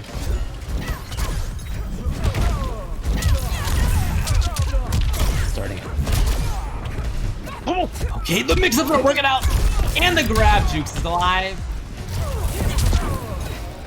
Jueks is alive. Didn't think it was gonna hit. Everything is working. Everything is working now. Hold on. Wait a second. Too easy. I think that was the Final round and fatal. That's fine. But he now needs more work, and I mean he's got a character who isn't gonna do a lot of damage all at once, especially the way he's using her. Jueks trying to get the dash punch range. Oh, okay. Gives a reset and caught 2Easy swinging. Wait a second. We're going to a final game, ladies and gentlemen. Wow, did this come out of nowhere? So many ups and downs. So if you're 2Easy, what do? Do you stick with Shiva? This character, as a character, I do feel deals well with upgraded Jackie, but as this goes on longer and longer, it feels like Jueks is taking more control. Because if you think about it, even in that game, if Jueks hadn't dropped those two big moments, that wouldn't have even gone to that final round. Exactly, and I thought that that's what it was going to come down to right there, was the fact that Jueks, I thought, may have let that go, if I'm being completely honest with you. Couple of huge drops, couple of lack of, closing out rounds with Fatal Blow, a couple of opportunities where he did get some really clutch leaps into some crucial dropped combos. I thought we saw him slowly start to give that away, but never out of it. He's back in. That final round, that definitely came back to life. It's gonna be 2Easy. That's gonna need to tighten up here a little bit, and maybe we might start to see some of those layers kind of be unraveled. Maybe see some more stance cancels or no cancels whatsoever, and just try to keep resetting the neutral and keep playing it like he did in those first couple rounds. But Jueks, I think, is starting to finally get a little bit of a feel for when he wants to leap, and may have caught onto a couple of the a couple of the patterns that 2Easy has maybe thrown at him here. Well, just like you said, we might see more of the layers. That's exactly what 2Easy just brought out. He went in for the grab in the way that he hadn't before. So he is trying to do what you were just describing. so far looking pretty good, keeping his character and his opponent at most of the screen. He called it out. There it is, Jueks. Jueks is in.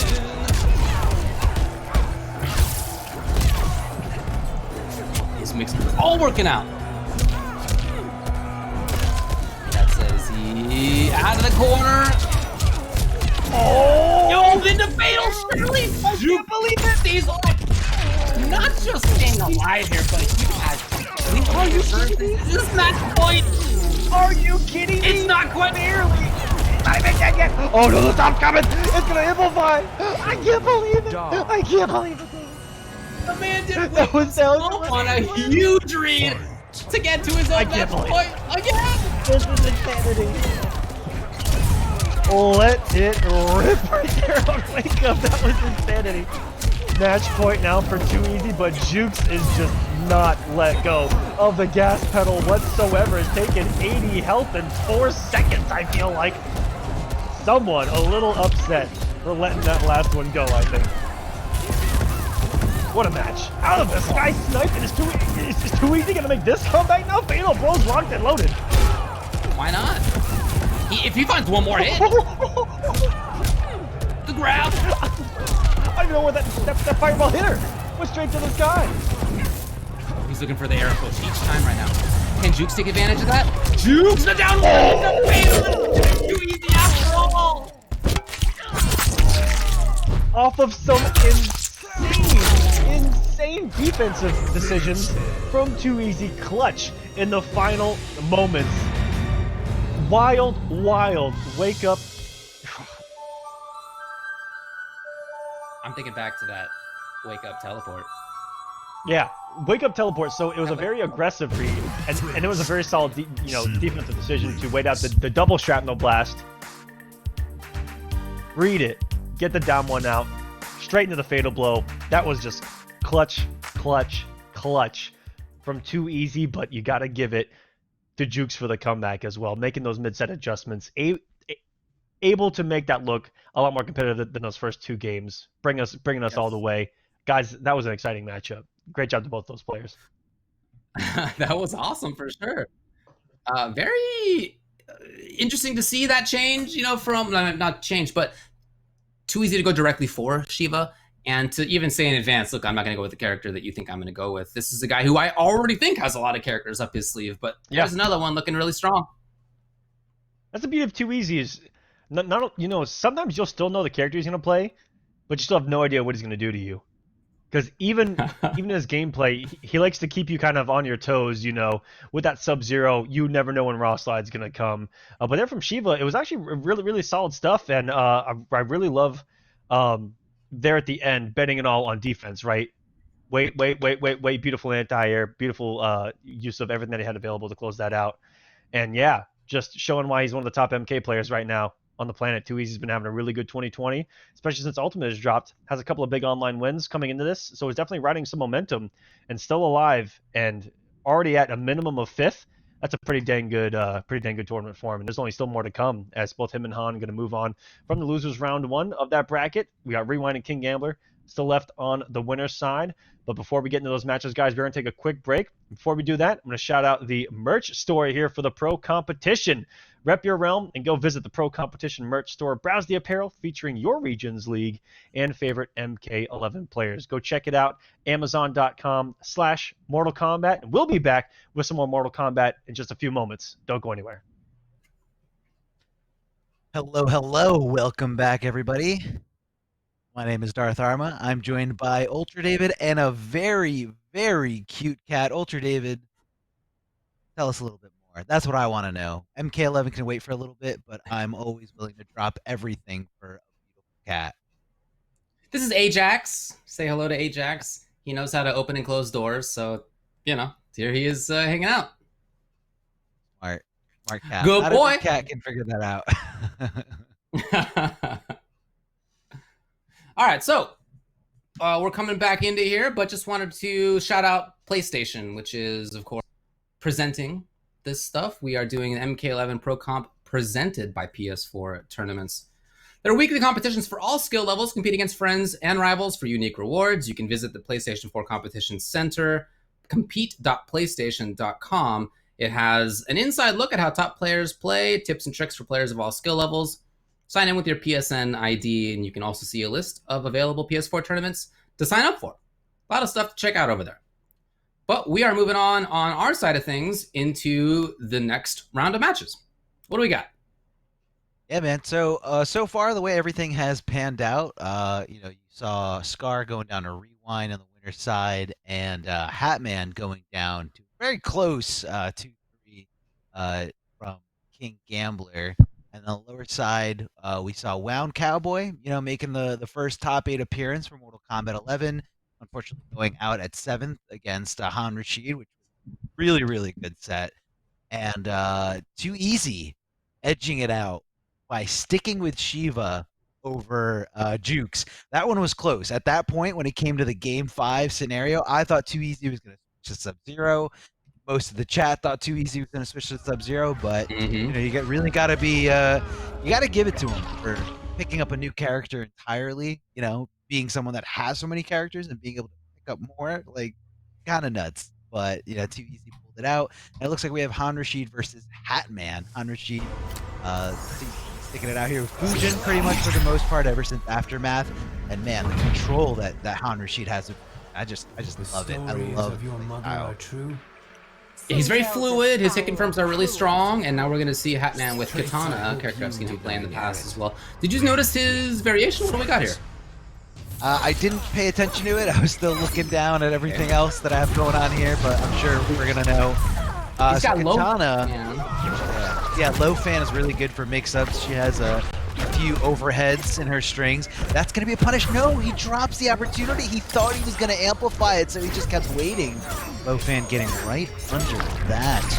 Hey, that works because you're looking for low fan. Yeah, exactly. Batman here pressuring with the sweep. Oh no, I don't know if that was intentional. Using the interactive one instead of maybe amplify something. Happens to me sometimes. Oh yeah. Very, very common there, especially if you have the shortcuts on. Good confirm into the fatal blow. His use of fatal blows has been really interesting. He's been willing to take risks on that. He's been willing to just bring it out very quickly, very suddenly in some cases. That looked like a straight up buffer right there. Round 2. Yeah. Again, it's round number 1. If it connects, cool. You get to win the round. If it doesn't, that's fine. You still have that resource for a little bit later in the next 2 rounds if you want to use it. Nice cancel to go for a throw mix there instead of going for the normal back throw that a lot of people are expecting. Again, he's trying to trigger the failed escape here, trying to do something.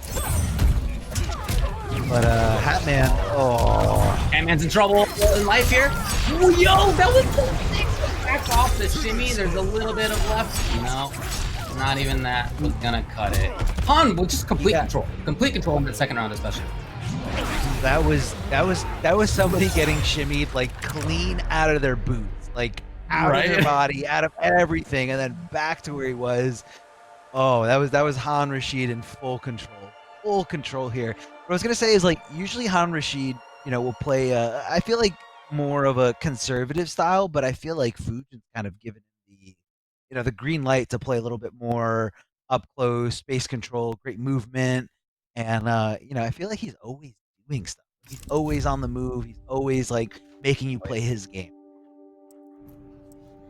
What do we got from Hatman now? Are we gonna see a switch? Slayered Hat here looks like he's gonna go to Shang. This is a character that he said that he might use as we were gonna watch. And we did just watch this, didn't we? We just saw Fujin versus Shang from WoundCowboy, but is it maybe a different variation? Ground Eruption and Shake. So we saw Ground Eruption and Slide. Now we see Ground Eruption and Shake. Yeah, so this one, I guess it's going to have a little bit more. I mean, Shake isn't just for projectiles. Shake, they do very specific things to it. It will just come down on you. So let's see how he can use it here. What a Not sure why. Yeah.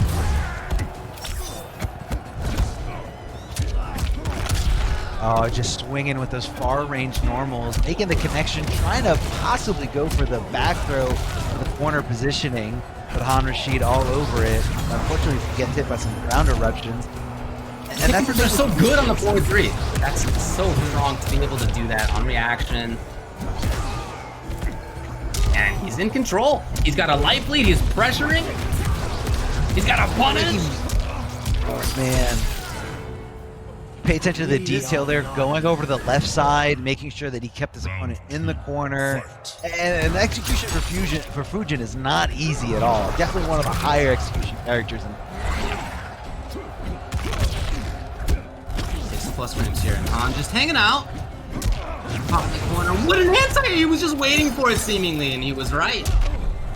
So patient, just waiting for the opportunity. Tries not to force it, just says, I'll find it.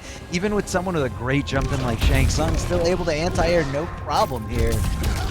Ducking under the fireballs, trying to avoid as much as possible, but does get clipped there on the amplified corpse drop.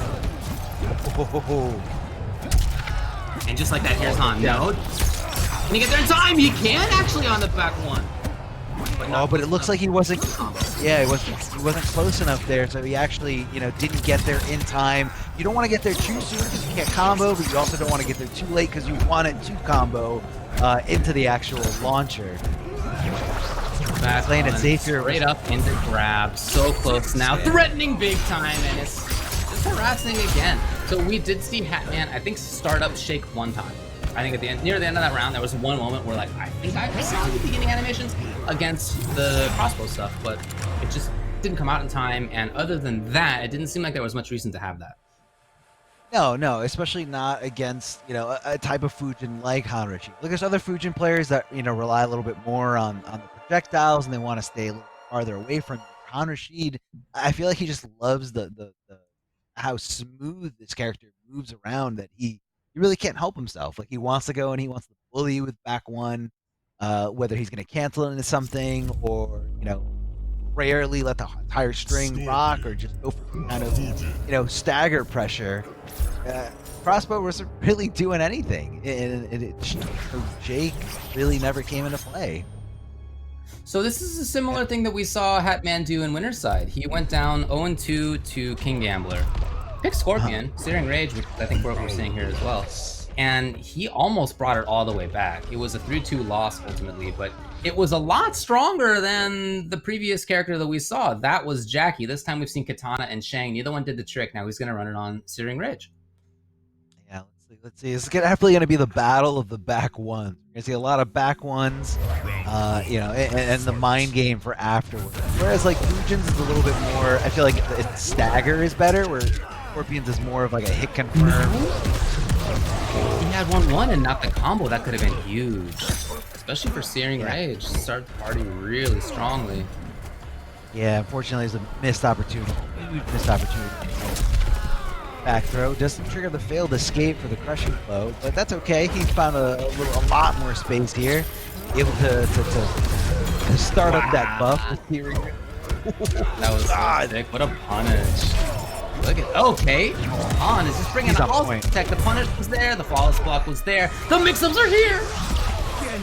Han is super on point right now. You cannot stop this man. He's pouring offense right at the door. But this is do or die. This could be the last game here for Hatman. Didn't believe it on the last hit there. As Han is threatening. They're both scheming here. The tech comes. And that was very needle. Okay. Yeah, very tricky. Most people don't really cancel into anything, but Fujin does have the ability to keep it not safe. Obviously, needle by itself is definitely not safe, but you don't know if he's going to amplify it, so you don't know if he's going to call his block gap, or if you're going to challenge right afterwards. And guess what? We're at match point here for Han Rashid, who's already up 2-0, having beaten the Katana and the Shang, and he brings in the KB.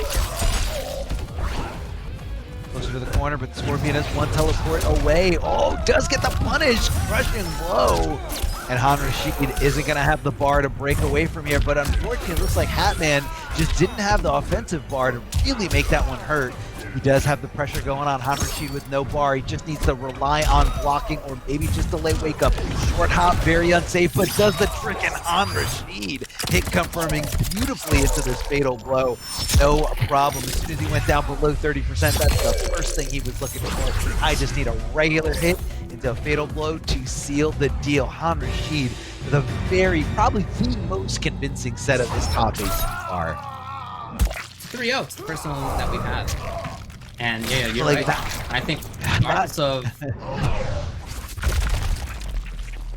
regardless of the character choice there, it was just all Han Rashid. It was him in pressure and in movement and, you know, getting in there so quickly with the waivus. I mean, he's so fast on the block dashing and threatening from the sky at all times, threatening with the slide at all times. He just has a lot of stage control with that character. In addition to having the mix-ups up close that you need to have a lot of success. So he looked great right there. I got to say, he's going to move on in loser's side.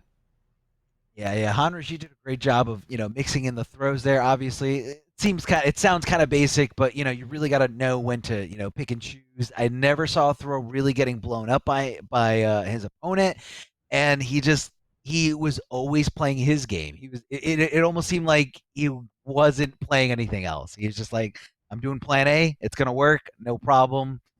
Yeah, and no reason, no reason to stray away from that strategy. By the way, so who do we have Ajax coming up? Opened the door and left. So I saw everybody in the chat say hello to Ajax, but he walked out on his own accord just a little bit ago. That's my boy. Up next, we got Scar versus Too Easy. This is, of course, in loser's side as well. Winner will play against Han in losers semis. So Scar, probably looking for the Lao here, but Too Easy, I have no idea. There's a lot of characters up his sleeves, and he just brought one out that I hadn't seen from him before. So in my mind, basically could be anything. Yeah. No, that's definitely like a Too Easy type of thing to especially not to. I feel like he's at least looking at like the flavor of the week, and I feel like with last weekend's performance, Shiva, it's if you're a player that's talented enough to pick up new characters on the fly or pick up new characters rather easily, this is a character that you want to look at, especially seeing like how much success and how dominant this specific ability, this custom ability or custom variation seems. But it looks like Too Easy just kind of. Maybe he knows this matchup. Maybe this is a little bit more. I was gonna say he did a good job of handling Jackie's, jumping and air mobility. Calling out the right fireballs to throw out from Shiva's stance. I thought he was gonna use it against Kung Lao, but maybe he just has a really solid strategy against Lao since it's a matchup that he's playing for a very, very long time already. I'm not sure what a start. Yeah. Calling out, a lot of Kung Laos love to jump on wake up. Not saying that it's anything like discrediting to them, but he's got great air control. That dive kick, very, very good. The jump free, very, very good. Funky. Yeah, weird. I like how he made that jump and kick whip. Yeah. Yeah. Well, in any case, it was a bit of a pressure for him, but not anymore. Just like that, Scar makes his opponent come off defensive bar. He wanted 42. Yeah, not really sure what the mindset was there. I mean, whether forward 2 was gonna hit or not, it didn't matter. That buzzsaw was there to stop anything you were going for, and that's why Scar put it up there. Well, a lot of characters can. Wow, that was a sick conversion. A lot of characters can deal with that buzz tab. I'm curious to see what it is the sub does. Can you get an amp ice ball out in time? I don't know. Possibly. I know I don't know. His box forward. Yeah. He moves her box a little forward. He's definitely got to space it out specifically. I'm sure Scar is aware of that. Okay. Coming out. Oh, that's a big whip, but he didn't punish. He did stand 1-2 instead of back 1. Oh man, but hold on, still finds it. Beautiful conversion. Ooh, the hard conversion. Yeah, definitely not easy. And look at that call out. Look at that call out from Scar, able to go right into the fatal blow. Now so close to the end of the combo. Not going to scale too much just because it's a fatal blow. Be enough to kill. Very, very close. No, he still has 4% left. Scar gonna do that last itty bit? Oh No! I mean, the idea of making... Look, you don't want to make it so that Sub feels that he has total control. You want to throw out a hat sometimes. You want to throw a projectile sometimes, regardless of which character you are. And it was just the wrong moment. And I'm a little surprised to see that Scar did take that risk. I mean, I guess in his, you know, the mindset there was, I'm gonna do this once because he's not expecting it, and I'm gonna, you know, take advantage of it, you know, jump in, force him to block a few things, make him think I'm gonna throw whatever Scar's game plan was. Oh, puts himself in the corner, but just like that, he takes himself out, and Scar, look at it, turn this around, bringing that hat back, super meaty. I feel like Sub-Zero's having a tough time with this hat clone in the corner. Yeah, especially in the corner. Mm-hmm. Yeah, you said, like, you know, I think he can, I'm pretty sure he can amplify Ice Ball through it, but it really depends. I have no idea. I was just absolutely guessing. Many characters can do something about it. I don't know if Sub can. We'll see. I mean, we didn't see anything like that as Too Easy played, and I would think that he's somebody who would know if there was a counter. Yeah. Well, the good thing about it, and I think what it is when he gets put into the corner, you know, his backdash gets cut off. I think Sub has one of the better backdashes in this game, and you know, it's able to kind of create space for him, you know, for him to amplify Ice Ball without getting hit by the Buzzsaw head. But that doesn't matter because we're switching over to Shang. We got Ground Eruption and Shake here, so definitely a way that he's looking for to deal with this Buzzsaw. He sees that Buzzsaw, he's gonna go into Shake, he's gonna completely negate it because once Shake activates, it goes into a different. Oh man, that was insane. But I love that Scar started off. He's like, "Oh, you got Shake, huh? What about this? Okay, there's another way to deal with it as well. The Ground Eruption." Going around it, not really putting yourself out there. Scar with a great conversion here. He likes a little dive kick in the middle of the combo, extending it a little bit farther in. And now Too Easy's in the corner, but just like that, jumps out of there, trying to keep it safe with that keeping string instead of going for the big gapped one. Oh, what an anti-air. Goes for the soul screen at the end. Scar with a breakaway. Too Easy, not in a bad position, able to keep that momentum. That Buzzsaw hat probably going to be... Oh, he definitely can. He definitely can. Oh, the down three, trying to lock him down on the ground. Make sure he's not jumping out of there in a bad spot, but doesn't get the conversion. Scar was too close. Heck. Just not right at the exact spot he needed, unfortunately, for Too Easy. But great job by Scar to recognize that. Fight. So if the idea of Shake is to try to convince no hats to come out, it is not working. No, definitely not. Oh, I think that could have been Shake there. I feel like Kung Lao couldn't have got the Shang in time before the Buzzsaw hat was coming towards him. It looks like right there, Too Easy modifying the combo, maybe to look for that, or not to hang himself, you know, for the break attempt, but Scar not giving it to him at all. Flawless. The counter, and Too Easy off the defensive bar. What a read on down two. Oh yeah, gets some pressure. He did have to hit, but no confirm. Another chance. Yes. Man, I love how Too Easy made Scar look for the throw by not moving at all. Like Scar was so sure that he was just like a statue. That's the perfect time to throw someone. They're not moving. They're not, you know, challenging. They're not doing anything but blocking. But I guess it kind of just tricked him there because he wasn't. He's ducking. He was actually ducking. Good flawless block up to get from Scar, getting a nice little conversion. But Too Easy fighting back, answering back here, trying to establish a little bit of zoning, but he doesn't have the life to really work with this. He doesn't have too much wiggle room here. Yeah, and the startup on Corpse Drop is really long, as you can see, and that is not going well for him right now. The Shake! Oh, Scar knew it was coming. I mean, Shake never worked.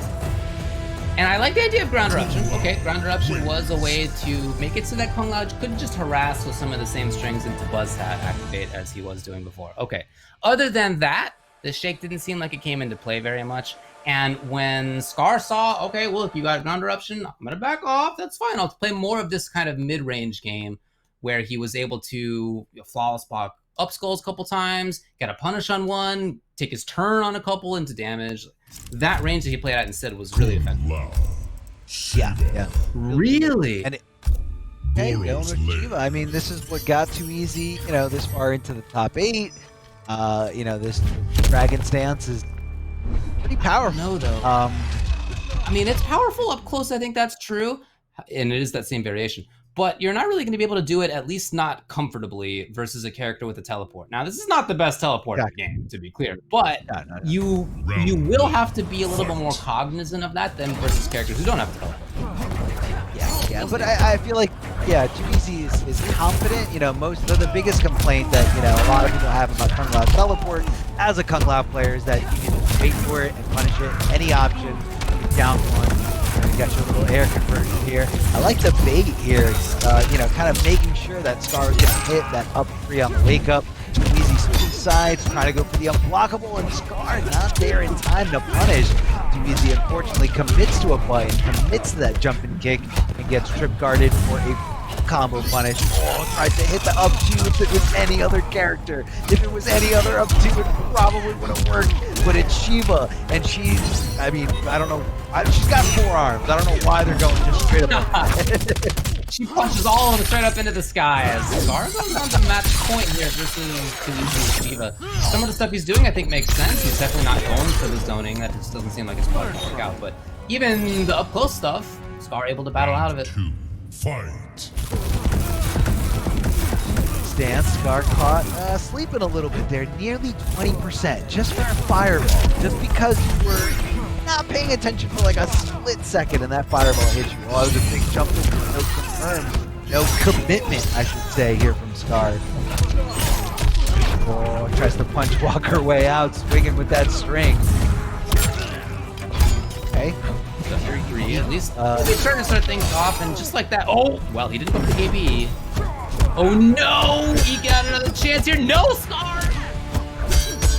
Oh, he let him live. He let him live. Too easy was. That's a bummer. Oh, that's gonna be that. Yeah, Scar just had complete control. Each of the 3 characters we saw, Sub-Zero, Shang, Shiva, none of them did the trick. It was Scar each time. 3 games to 0. So these last 2 matches have been the only 2 3-0s that we've had. Getting deeper in the bracket, you know, players are getting a little fatigued. You know, you're putting so much pressure on yourself. You know, you really like kind of study matchups and you know, especially after, you know, close sets, which, you know, these players have had, you know, the round before. It takes a lot out of you. It takes a lot out of you, like mentally. You know, you're tired, exhausted, and that's how it happens, man. Eventually, that's what's gonna happen. People are gonna get rolled over, and Scar's just a really good competitor, man. Has been for a long time. I mean, the NRS roots are deep there with Scar, going all the way back to MK9, and you know, he's a veteran. He's always in there to be the best. You know, Scar doesn't like losing, even when he's considered to be a top player. I think Scar always wants that win, whether he goes down. They're great players like Rewind or Sonic Fox. It doesn't sit well with him. Like he's always for who like mental health is really important, you know, and so he's really, especially in the last like year or 2, has devoted a lot of time to trying to figure that aspect of things out. And I hope that is the case for him now. I mean, certainly when it comes to competition, which is a small part of anybody's life, you know, of course. He's looking good. He's definitely looking good right now, as he's made it into top 4. If we could check out the brackets, we'll let you know exactly where we are. We have in winners finals, still waiting, UIU Rewind and KingGambler. And in loser semifinals, Jueks, Han Rashid, and Indy Scar, right there. So that's the top 4, and that's a strong top 4 for sure. Those are players who have had success in the past, or who have always like been strong, haven't quite found that ultimate major win. This may be a chance. We'll see. Yeah. And I just want to give a big shout out to Astro Gaming. Thank you to Astro Gaming, the official audio partner for Mortal Kombat 11 Pro Competition. All caster audio is powered by Astro the entirety of the season. Guys, please visit astrogaming.com to find more information on all of their fully licensed PlayStation audio products available now. Head on over to astrogaming.com. A lot of good stuff there. It's incredible. The quality, the comfort, everything about Astro is just top notch. You definitely will not be disappointed in upgrading whatever you have now to an Astro. Like it's so good. Like we've been here for hours. I'm comfy, man. I'm nice and We're fine. comfy. Absolutely. All right. Well, look, we've seen a lot of strength out of Han Rashid and Scar. We've seen strength, obviously, in Winners Finals. Rewind and KingGambler both hanging out there. Rewind, when we started, I was kind of expecting the Liu Kang. He said that he might also play Johnny Cage. He might also play Jackie. And then when he played, it was as Cetrion. So this is a guy who's got a lot of characters up his sleeve, as we're going to see him load in now versus KingGambler for Winners Finals. Gambler, Nightwolf, basically, right? That's the character that he's been using since he came out. And he said maybe Jade, but no, this is going to be the battle that I think I expected here between Liu and Nightwolf in Winners Finals.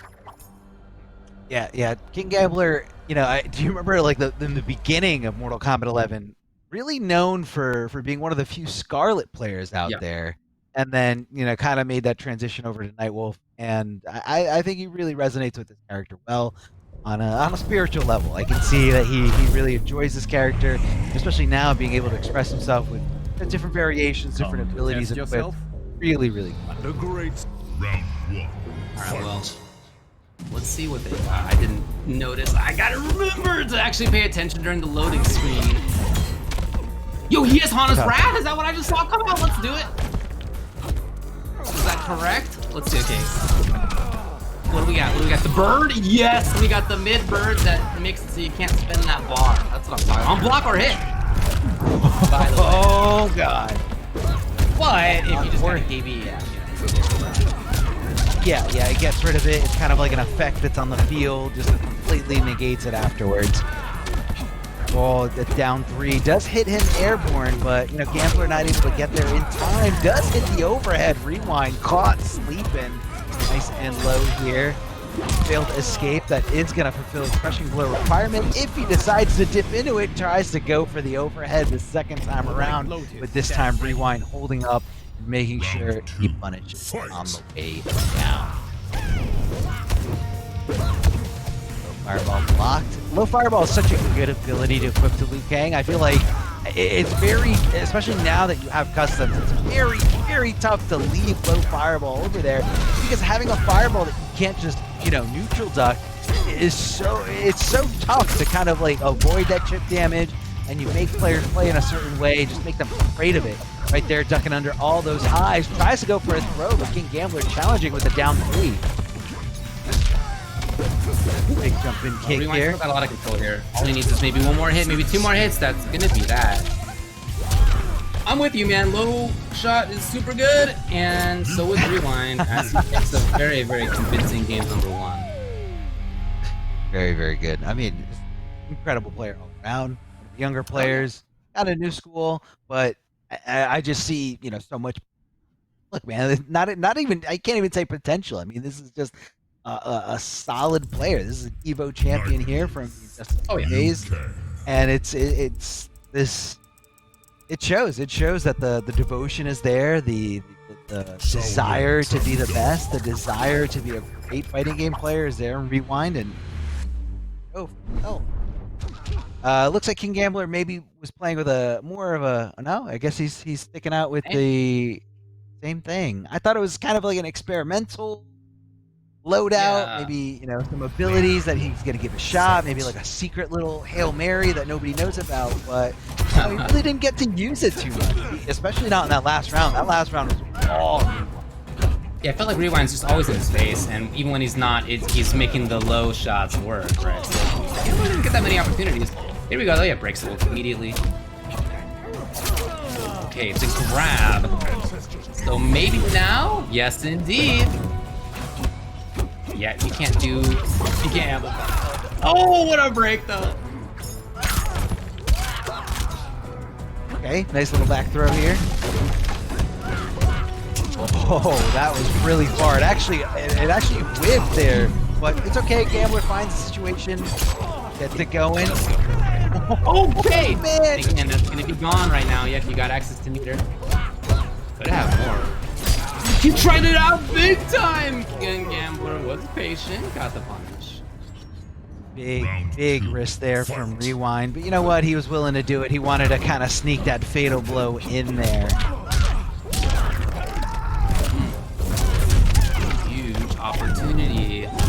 So 350 just like that yet again. Curious to see the Hana's Wrath not coming out very often even here. It does have substantial startup. Yeah, but KingGambler, I mean, he wants to get in. That's clearly the idea here. Trying to get in, but in that whole round, never got it. And as soon as he got close, it was Rewind who took control. Fight! Fireball does get flawless blocked all the way from downtown. Trying to keep that consistency here is KingGambler, but you know, it's really easy to mess those up. Very specific timing here on the flawless blocking. Rewind not committing to the full string, getting the reversal throw. Tricky stuff because most good players, you know, when they're at a frame disadvantage, they're more than likely gonna block because they don't want to get hit. Okay, now here's Gambler. He respects the strings a couple times at least. There's the bird! And now it's Gambler, he can party, not as concerned about flawless block up 2s and 3s.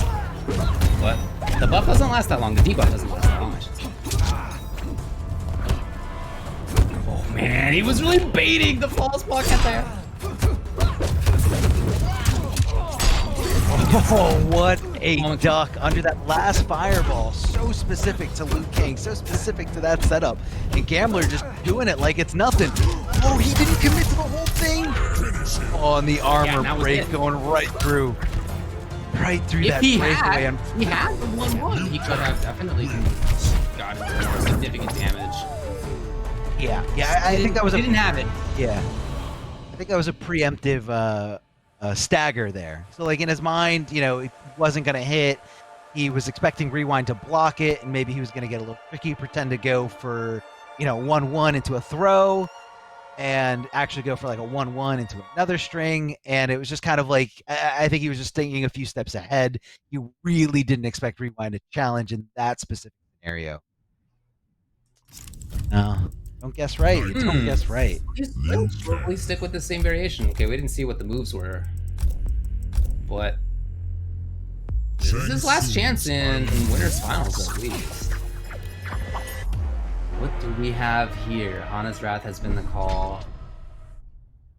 Rising Tomahawk and still Hana's Wrath.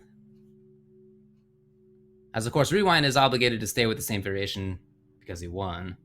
But that's a great one anyway, man. That Lu one is so strong. Fight! So Gambler has played this almost entirely with the idea that he needs to get in. And I felt like part of why he wanted Hana's Wrath is that he could make it so that there's no amplified fireballs if the break comes. But, you know, when he's at range, we haven't really seen the bird come out even still. Oh my god, this grappler! Yeah, this is definitely a grappler. Again, the abilities, the specific abilities equipped here. Oh, hitting him there with that nice little blow, little kick to the shin here. Gambler the really weight didn't before get the grab. He gets a match point in winners finals here to get into grand finals on winner's side. Rewind is looking great for that. Fight!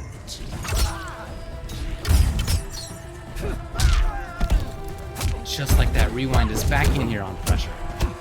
Just had so few opportunities. And when he has had opportunities, it feels like Rewind's been battling back each time. Here's one opportunity. Can Rewind battle back? Yes! So quickly as well.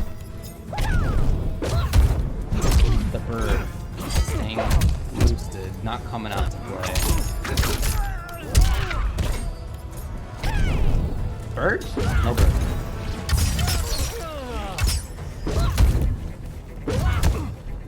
Slow approach here from KingGambler. Just bulldogging the classic stuff. Since all the way back at the beginning of fighting games. Walk and block as the approach. Just staying very safe. Here's a chance. No, the amplified reaction from Rewind. Super good.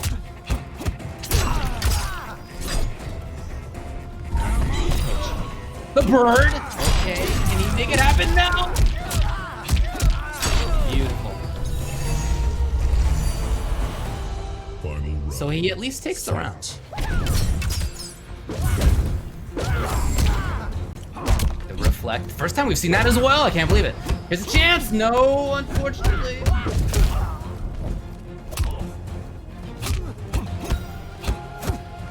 Here's a little bit of harassment, a little bit of pressure. The grab with the tech as well. Rewind still aware defensively. He finds an opportunity to get out of the corner, put his opponent in his full screen. And from here, he's had so much strength. He's been able to zone out very well. His low fireballs have been great. The anti-air on reaction amplify. Stand fireball, no. But then thrown out of it. Hoping to bait maybe a false block with that early jump, but Rewind understood the situation. He's only a few situations now from taking it, maybe even a couple hits. That slow approach, the bulldogging. Okay, sleep loss frames maybe the deal. One mix up. He's gonna need a couple more. No whip punish. Yes, he did get it, and he's going directly into the one more opportunity still.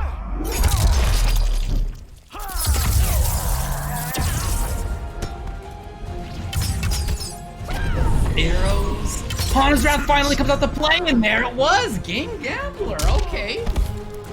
Does take a game. It seemed like he was in trouble, but there he was. Yeah, I mean, it came down to the wire there, and it looked like, again, right before getting that victory, getting that game, it looked like it was pure Rewind and control. I mean, but KingGambler making the right adjustments, making the right call-outs, and finding success. Nightwolf, Liu Kang. This And he did use the bird a little bit, right? He did actually have some situations where he used the bird on the way in. Once he got it, Rewind can't use meter anymore, so you know KingGambler can be more confident about pressuring. He can be more confident in his combos. Yeah, it's a very unique property here with these abilities. Not something too common, you know, not only just in this fighting game, but you know, in a lot of fighting games. It's not common at all. To shut off resources completely. Here we go, and defensive bar comes off, of course. Okay, he had gone for throw there several times. Maybe that was Rewind looking for yet again. Gambler, it seems like he's in control. Maybe so. He looks good in this round. The bird. Hana, but no meter. Yep, you can't load the KV. I like that KingGambler challenge there with that bicycle kick. It's not as plus as it seems, even if it leaves you in a standing position. I think challenging, you know, more than not challenging is usually the right idea. Oh, the stagger pressure here from Rewind, challenging there with a down one, trying to solidify the turn, recognizing that the down one hit, but KingGambler inching his way out, but just like that, Liu Kang with some stagger pressure, pushing him all the way back into the corner. Rewind really turned it on. He had so much stagger here. Finally, no, and then that should do it. That should be the round. It is. It's a match point yet again for Rewind. That corner pressure was amazing, and those staggers were extremely effective. Round 2, fight. Yeah, and Rewind never deviated from the plan. Like, even if he got like pushed back a little bit, he said, that's fine. I got some staggers of my own. He's going to be constantly guessing. Here it is, no access to meter. Oh, but KingGambler not finding the hit, finds it here. Rising Tomahawk, trying to switch over to the other side to push Rewind to the corner, where both players find themselves in the middle of the stage. Nowhere to really go, but either direction towards your opponent. Here comes the bird again. Good reactions here from Rewind, recognizing that overhead and standing up to block it. High fireballs. Surprisingly, all those blue reflect, the blue birds. Yeah. I'm sure there's good reason for that. He knows the matchups. Well, it's a chance for pressure here, up close. A little bit of a shimmy, and Rewind taking control. I do anyway. Going for that low hitting string, but Rewind recognizing, blocking low, making sure he doesn't get opened up by that little trick. Challenging again with his down ones right after the stagger pressure. Catching Gambler, you know, swinging a little too late. Oh, that could have been it. And he does find the conversion afterwards. Rewind taking it 3-1. You know, despite Gambler getting something on the board, despite Gambler, you know, finding success in that one game, Rewind able to just take that whole set. He finds himself in grand finals and now guaranteed for second place or better for tonight. So it's tough. It's a tough opponent again, to try to win 2 sets over. Yeah. Sure, absolutely. Yeah, he looks so good tonight.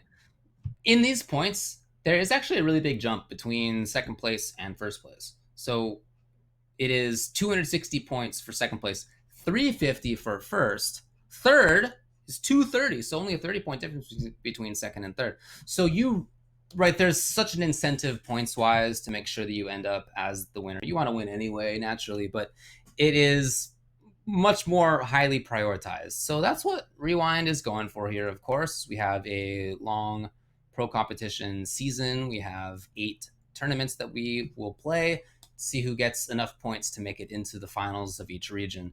We're moving on now into losers semifinals, and that's going to be Han Rashid and Scar. Yeah, and again, want to give a huge shout out to PlayStation, of course, North American League, presented by PlayStation 4. The Mortal Kombat 11 Pro Competition, again, like I said, presented by PlayStation 4. You guys want to make sure you check out the PS4 Tournament Open Series. PS4 tournaments are weekly competitions for all skill levels. Compete against your friends and rivals for unique rewards. You guys can visit PlayStation 4 Competition Center, the one-stop destination that has Mortal Kombat content that gives you an inside look on how top players play and tips and tricks for players of all skill levels. All you got to do is go to compete.playstation.com and sign in with your PSN ID.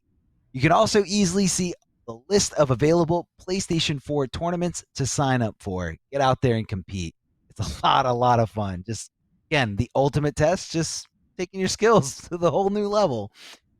And we have so 4 players who have done that here who are remaining, and the next 2 are going to be in losers semis. This is, like I said, Han Rashid versus Scar, but important to point out, this is a run back because Han Rashid was sent to losers by Scar, and that happened 3-2. So that was a close set.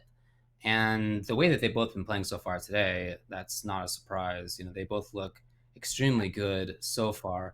We've seen a lot of control, I would say, from both. You know, the Fujin from Han, the Lao from Scar. They've both been so much in control of so many situations, offensively, mid-range, movement's been on point, all that sort of stuff. So Han does have a couple other characters that we may see. What happened? I don't know what I'm looking at right now. What I don't are we know if I'm looking at being here? trolled. I see Han Rashid What are we looking highlighting at here? Spawn. Scar with RoboCop. Now Han Rashid sticking with Fujin and Scar. What are we doing here? committed. Scar's playing the man Alex Murphy? Is this real? Is this some bizarre button check? Are we doing this for actuals? What do we got here on the loadout in RoboCop? Yeah. Low Auto 9, pay close arm crowd attention. control cannon, and electric shield. So electric shield's really only going to come into play for round-ending situations. But other than that, you got low Tiger Shot and high Tiger Shot. And I do think that these are effective versus Fujin because high Tiger Shot knocks him out of Skywalker, and while his slide gets under the low shot recovers pretty fast. You are so it's something you have to think about as RoboCop, but it's not. You're not looking for it super hard so much that you can't do your thing. Let your training commence. Round 1. Yeah, I don't see this working out though. I mean, you know, I've played the matchup a lot. I mean, it is a volatile matchup certainly, but I'm very interested to see what Scar does with it as a RoboCop. You all can probably tell we both play RoboCop on this commentary right now, and we'll see. Yeah. I mean, maybe that's just me downplaying a little bit, saying I don't see this panning out well for Scar. But again, you really got to give it to someone for trying to pick something a little bit outside of the box here. Forward throw, possibly going for some kind of throw mix, but either way, fine. Look, there it is, the low shot getting blown up easily there by the Skywalker. But had that been the high shot, like you said, David, that would have blown him clean out of the sky. But then he mixes it up with the forward 3 to get under the high shot. I mean, is the risk reward there in RoboCop's favor? I don't think so. Yeah, RoboCop really depends, at least with this variation, he really depends on having control of the stage. And like I said, yeah, that does knock out of the sky. Okay, 2 escape fails. I don't know if he's gonna cash out yet. Yeah, he doesn't do that. But he can control. Tried it on the arm control cannon. It wasn't quite fast enough. There's a lot of damage.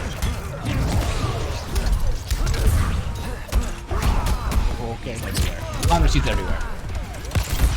Scar hitting him with normals. I'm actually surprised that's still connected there, even if it hit him airborne. Got him. And Jamar is controlling the stage. This is what RoboCop needs to happen. Yeah. Fan away, but look at that, man. That back two range, so good. And the fact that it leads into this damage, into this control, Han Rashid can still come back. Just one forward three. Never mind. One forward three fatal blow to being back into it. But unfortunately, Scar does find the way out there. And unfortunately for Han Rashid, gonna have to go into the next round here. Now Scar has run out of a lot of space, a lot of movement here. Limited. Han Rashid's throat. Away. He may cash out here. Yes. 300 damage. And now Scar can, well, hope what he wants to do anyway is run away. Han Rashid, wow, the call out there. Han would love to get a slide in. Oh no. Alright, David, I know you know that pain. Flawless block up doing, missing on everything. Absolutely everything. Down two underneath what he hopes to be a grab or another high. Is he gonna lose because that up two? Whip? He's got it! Yes! Han Rashid on the conversion. So I think that's gonna be that. It is. Well, what does Scar do here? I don't know which characters they played when it came to the winner's side when they played earlier, when Scar sent Han Rashid down to losing. It may have been this matchup, but I didn't ask. I just expected that it would have been the Lao. I don't know. Yeah, I would have expected that too, but you know, Scar can, you know, dip into different characters. I wouldn't say that he's, you know, someone that has a million characters, but he's usually someone that has like at least 2 or 3 really solid characters. I didn't think a lot of time would be devoted to RoboCop, but maybe he, you know, maybe it's a matchup specific thing. Maybe he feels like, you know, he can control him. And we saw that towards the end, that last round, if that flawless block up 2 didn't whiff, you know, which Han Rashid did, you know, take full advantage of, might have been a different story altogether. Kung Lao's is a little bit better, so, and it's really hard to break, and that was kind of always my problem when I did play RoboCop, because Kano has such a great flawless block up 2, whereas RoboCop has an awful one, but it's really hard to fight the muscle memory that you develop on defense. I can see that, and Scar switches away. He's done appeasing us as RoboCop players, or not gonna do that anymore. He's just trying to win a fan or two here on the commentary desk. Well, mission accomplished, but now he's got to win for real, and it's over to Kung Lao. Okay, attempts to go for some kind of throw mix, wants to switch it up, but Han Rashid does not bite, doesn't get the failed escape. That'll lead into a big crushing blow. What a whiff punish here. Han Rashid hitting that back 1-1, converting with some good damage, leaving him in a standing position, and just continuing the onslaught of the back 1-1 staggers. Wow, great. That's slow. That was cool. Here it's coming again. What a conversion! That all happened from an airborne down 3 connecting here. Scar taking big damage on his side. Han Rashid getting under it, but he didn't hit confirm it. He's usually so strong with that hit confirm, and in this one situation when he really needed it, it didn't come. Fight! Did not hit confirm it. He didn't hit confirm it. And it's not an easy thing to do. The time is, the window is pretty small. Not as small as most single hits, and the ability to hit confirm, but that one has a little bit of a longer window here. Still very tough to do. It's possible, but right, exactly. It was tough to do. Scar with a big advantage. Life leads there. Han Rashid's trying to slice in. Runs away. Question is, can he get back in and make some damage? No, the bust hat is really good.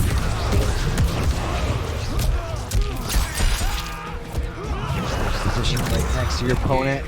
Oh, so tough to deal with. Is the normal coming? Is the throw coming? Is he, which way is he throwing? And But then I either feel way, like Han Rashid just got a little scared at the end as he landed from the Skywalker. He was very timid, didn't it seem? He was just kind of doing stand block, crouch block. Maybe there was a neutral duck in there, but it wasn't continuing pressure, and it seemed like Scar was willing to let that pressure happen, because Scar didn't press the button either. It was just that Han Rashid expected Scar to take control, which means that since he didn't, Han Rashid had an opportunity, just didn't think it was going to work like that. So now we have it 1-1. I would think we're going back to Fujin. Yeah. Han Rashid has not been really straying away from this character. Could have a few variations of, this specific loadout, maybe for, something that he's experimenting with or specific matchups, but I don't think so. I feel like for the most part, Han Rashid is kind of a character loyalist. If you look at, the track record from other games or even, just before this, before finding Fujin, I feel like he's the type of player that likes to focus all on one character for the most part. He had a super strong Lu before. I'm sure he still does, but he definitely has been focusing on Fujin since the character came out. Okay. So he's got some more forward movement here. You can really tell controlling immediately. Oh, what a jump! What a call out! The fact that, if he did it any later or any sooner, that, definitely would not have panned out well for him. It was just perfectly timed. Look at that, man. Maximizing the distance. Yeah, maximizing the distance to make sure that crushing blow hits. That is so specific to the timing. Like, you cannot be off by any little bit to make sure that connects. Nope, he threatened to have it. I thought that was going to happen. He just didn't care. He said, go ahead. You're going to punish me if you're challenging? I don't care. I'm going for it. Trying to shake Scar here. Whoa, up 3. Scar didn't really go for a full jump. I think he was kind of making Han Rashid flinch. Maybe he was going to go for like a short hop, empty jump into like a throw. But either way, Han Rashid's up 3 does find the success. But Scar's not letting it get to him. Keeping the pressure here. He's got the corner positioning. Buzzsaw hat. Little short hop here. And Han Rashid going for the armor activated. I like that. That's the hat mode. That makes sense to me. That's such an impressive situation to send some bar and get out of there. Really good. Yeah. The armor really helps there in that scenario, but you don't really have too much access to it in this game generally. Here's what he could have had last game. This time he did pressure a little bit, not too long. Maybe a chance, yes. Big punish there. Scar going with the breakaway at the very end of that combo. Didn't want to go up for a little bit more. This time does find the hit. Han Rashid up against the ropes, up against the wall. Scar, a little limited on resources here. So Han Rashid, he knows if he finds the next hit very soon, it can really, really hurt Scar. Maybe missed the falls block, unfortunately, there for Scar. Han Rashid's out. He dashed in. He's still, I feel he's timid here, and when he's not, he's been able to get control, get some mix-ups, get damage, but when he's been patient, not as often. No risk on follow-up. Falls off from him. To what effect? Scar now patient defensively. Oh, back and forth, the shimmy. Oh, does not take the bait. And this is so scary because Han's got fatal blow. He knows it's one hit, and Han Rashid's not trying to give Scar anything else other than just the hit into fatal blow. He's not trying to give him access to fatal blow, but right now he's running out of time, he's running out of health. Oh, he just did it. It was really close. There is that farther movement that it has towards the end of the startup that we just didn't get quite in time. But Scar's defense, I think, is a big part of this because, like I said, I do feel that Han Rashid's Fujin has been a little bit hesitant, I would say, maybe to attack. And maybe that's informed by how their set went in winners. I don't know, didn't watch it. But when it comes to Scar defending in these situations, he seems very calm. Seems very calm, willing to block it out. Willing, it seems, to either take a grab or wait to see if he gets grabbed, go for a tech. Fujin. Because his defense in general has been great. And Han, I would like to see be a bit more active in those situations. You're taking risks in doing so, don't get me wrong, but he has mostly been pretty patient. Maybe too patient.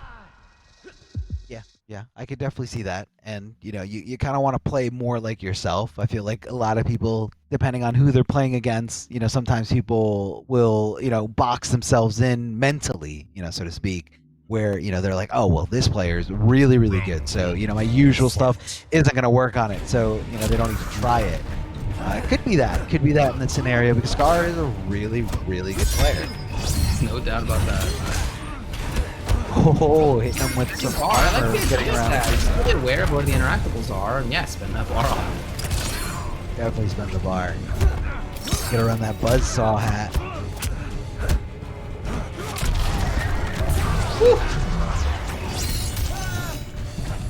Okay, a little bit of damage on the other side. Great anti-air. But not the full combo. Gets a little side switch, but just drops the conversion just a little bit. Oh, That's ridiculous. Right? Did you see the stand for? Oh man, come on, That was come amazing. on, Han Rashid. You're too good. You're absolutely too good here. But Scar doesn't want to take it lying down. Goes for a throw. That could have been devastating. That could have been round ending here. But Scar does see to live another day. The interactables are really coming to Han's rescue, and he does get his awareness of the stage has really been factoring big time versus Buzzed Hats. Big. Oh, that's interesting to put Needle in there. Didn't work though.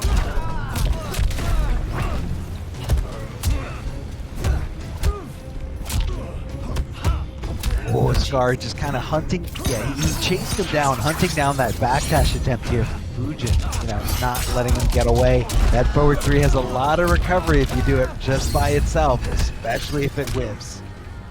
Oh, that was really smart though to get under the hat. I like that a lot. But a lot of low profiling here. Up two somehow not whiffing there. I see a lot of Fujin players hate their up two. Look, Here's the grab. Finally, we see a escape fail. So that is what Scar's doing. He's willing to get grabbed and just try to tech either way. 50-50 at that point. yeah, but is he gonna go for the kill, for the throw? No. Doesn't go for it at all. Scar trying to get some kind of conversion here, but he does break away. Han Rashid, one tiny little bit left. I think because he is confirming it, right? It's probably a block confirm, and then just trying it out, seeing that, or hoping that Scar would press buttons. He did not. It's match point Scar. Yeah. That is exactly what happened there in that scenario. It was very, very late, you know, confirm or, you know, block confirm.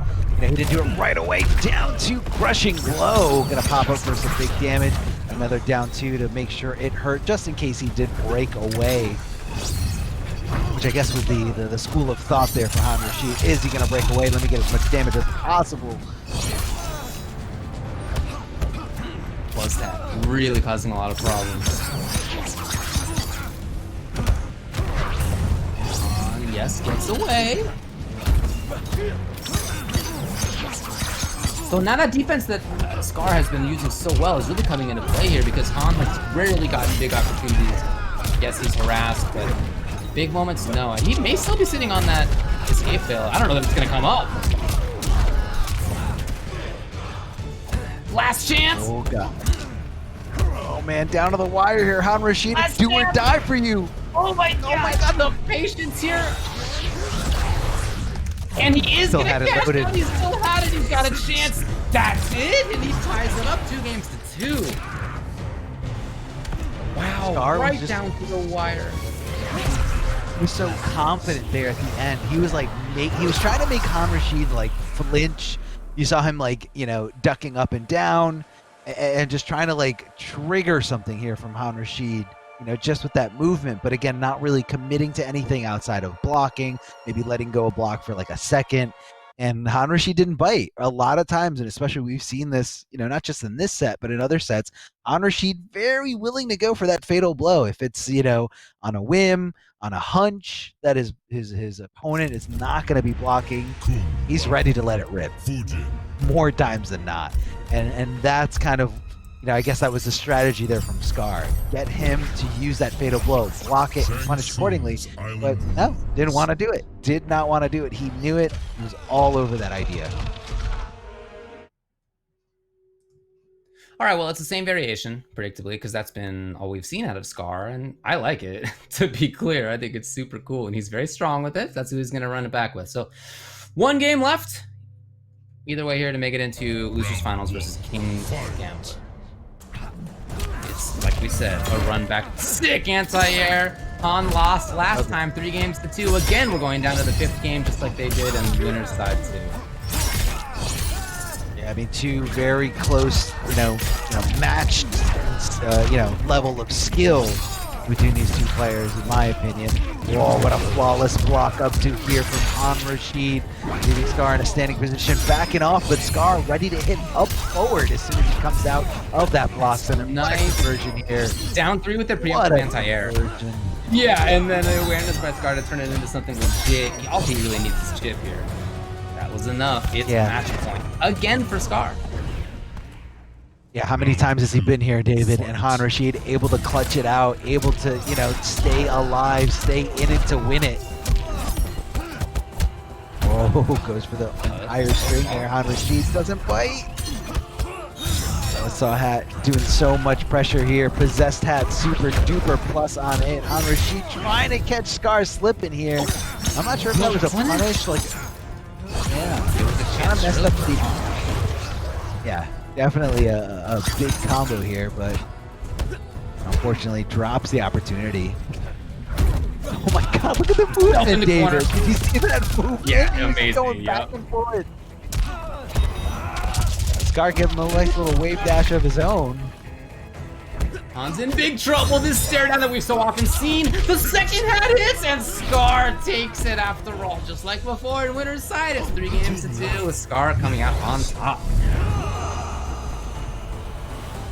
Even though on the scoreboard, looking at the 3-2, that last game, ooh man, I feel like that was all Scar. It kind of caught Han Rashid by surprise there a little bit, how active that hat was on block. It's a little tricky. And again, different Kung Laos like to different Kung Laos like to equip different abilities. Right, yeah. Who knows? There's too much stuff to know everything so far in this game. A lot of people are using a lot of different things. We have seen, right? Shiva was the big queen of last week, and we're already seeing that change even this week. So that means that we know the top 3 at this point. Let's check it out in the bracket. What do we got? Yeah, so it looks like we have, again, like we stated before, Rewind up there in the grand finals. And it looks like it's going to be KingGambler versus Scar in the losers final. Scar did only lose so far to Rewind, and that was in the winner semifinals. So Scar making the comeback all the way through here on the top 8 on the lower side, trying to get that run back with Rewind. And this is literally anyone's game. Anyone could take this. Anyone could be the point leader after week 1. But again, guys, make sure you're following all the social media channels. Make sure you head over to compete to the PlayStation website and just make sure that you guys are on the up and up on what's going on, because we're in for a really awesome season. And let's check out this merch. If you're interested, you're watching the season, you can do it with Amazon.com/Mortal Kombat. You can rep your realm if you are in the Intercontinental Combat, if you're in Liga Latina, if you're here in North America, we got shirts for you. If you're interested in those characters themselves, we got shirts for you. Check it out at Amazon.com/Mortal Kombat. So that's, as we said, the top 3 prepared, ready to go. We're going to take a short break. We'll be back with losers finals and grand finals of Mortal Kombat Pro Competition NA West #1 after this. And welcome back, everyone, to the online pro competition North America East. My name is Mr. Aquaman. This is Darth Arma, and we are in our last couple of matches on the night. We just saw an epic go down between Scar and Han Rashid. Oh my goodness, what a game 5. Let me tell you, everything I saw in that match, from the execution from both players, the movement, the flawless blocks, everything about it, sensational. Just to set up this next one, going to go between Scar and KingGambler here on the loser's side to see who will face off against Rewind in the winner's finals, who was looking fantastic with that Liu Kang on the winner's side. Was that 3 command grabs in a row? I saw that. I seen it. It was dirty. It was dirty. It was absolutely dirty, and no way that feels good, getting grabbed over and over and over again, where you just kind of feel like, the only reason it worked was because you didn't think they would keep doing it. It really, really hurts when you're down in that scenario. But you know, Rewind looking completely solid here. So, you know, whichever one of these two competitors does make it out, it's gonna be rough thing to overcome here. KingGambler starting off pretty strong here, getting that throw with Scar, inching his way in, finding that projectile just a little bit to just kind of sneak in there, get some damage. And look at that, just dash up 1-1-1. That's going to be the name of the game for Gambler. I didn't see which thing he brought with the launch this time around, because we saw him bring the Hawk on the winner's side right to take away the use of the meter, but he's been also complementing that with command grab. I didn't see what he loaded up here. It's really curious what he's going to bring to try to give Scar something different here in this loser's side run here. The short hop kick coming out of Scar, the unthinkable here. I love that we're seeing it more and more here in the online pro competition. I think it's something that you're going to see a lot more just in the online play of things here as we get, developed here in the 2020 meta, Arma, but look out for short hops moving on. That's all I'm going to say right there. And starting off with a huge read. Scar surviving death storm right there. The raw spin in front of his face. You madman. Scar betting it all on the line, right? Didn't even have the meter to back it up, and I half expected a raw fadeable. We've seen that all tournament long from him too. Oh yeah, loves doing raw fadeable, but what I thought was interesting there was Gambler, you know, he didn't want to wait for the spin to come towards him or the spin to get blocked. He actually just challenged right away, and I don't know if that was, you know, intentional, but that looked really, really good here. That actually could have killed him, you're right, because what if he had done the amplify early, just caught the button, and then GG's big fan. But no, not going to happen here, and Gambler off of that is going to get a huge health lead here, and he did bring that command grab to complement those 1-1-1s. But as we've also seen, he doesn't like to abuse it. He doesn't like to go for a lot of tick throws. He just has it there as a threat, and it's that threat that he uses to open up his opponent's Scar at the mount. A huge comeback here, the late teleport, and those short hops, the conditioning had paid off to do the empty short hop into the down 3, take some advantage, and take a turn, but Gambler was even all over the stagger afterwards, howling to a 1-0 lead. Woof! What a game. Was looking great, man. Looking great. I like how Scar got a little tricky there at the end. He tried to delay that teleport, and you know, you saw Gambler, you know, whiffing that down 1, expecting Scar to come out immediately. Scar, I like that he was experimenting with, you know, a few different abilities there that we haven't really seen, but now it looks like we're going right back to just the regular Tempest Lao variation loadout. I believe that's what I saw. So you're going to see a lot of offense coming from this variation, and the thing that sticks out, the orbiting hat and Omega hat.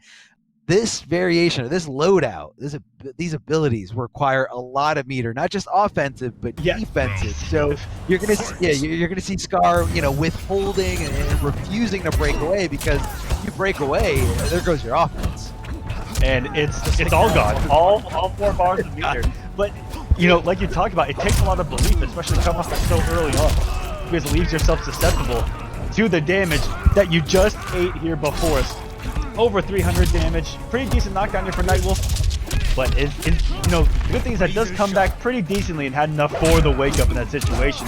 But still, that's just free damage on the table for your opponent if it doesn't work out for you early on. So you already got to shuffle this back to the corner here, and Gambler back on the hunt. Oh yeah, definitely on the hunt, definitely on the lookout here. Scar tries to fight his way out of this corner, doesn't use the interactables to get out because it might be a little too predictable, a little too punishable. But both these players not really, you know, taking big chances here after getting hit with down 3s or down 1s. Both these characters have amazing down 3s, but a lot of throws are working out because of that, because they're being too respectful. Oh man. Probably just a hard read of Gambler on the 1-2 stagger. And there you go, having the meter to back it up. And I almost wanted to go back to when you first talked about this variation that Scar had. And it's also, as long as he's got the resources, the variation could also be called like never your turn, because you truly never know when he's going to come off that power of meter. And that's why he gets away with so many down 3s, stand 1s, with 1-2s. It's because you truly never know when he's going to let it rip. As long as he's got the bar here, Scar taking the health lead. This is the start of the comeback. Get back into the set. There's a down 2. There's another one. big crushing blow here. A lot of resources, a lot of damage here. Nearly 46%, right above 45. Oh, blocks the overhead at the very, very last possible frame here. It almost seemed like it. Oh, good blocky overhead again. You know, you gotta really be on your toes here. Speaking on your toes, you gotta watch out for those throws, especially when they're like game-winning throws, round-winning throws. More likely than not, a high-level player is gonna go for the throw mix, trying to throw you away from the corner if you are close to a corner. And Gambler just, you know, wasn't on top of that mindset. He didn't think Scar would go for something like that, especially because, you know, throws are very risky. You know, highs that can get ducked, and when that high gets ducked, here comes that down two, baby. Big, big damage, big combo potential, big, big payoff, and of course can make any comeback start or finish in that scenario.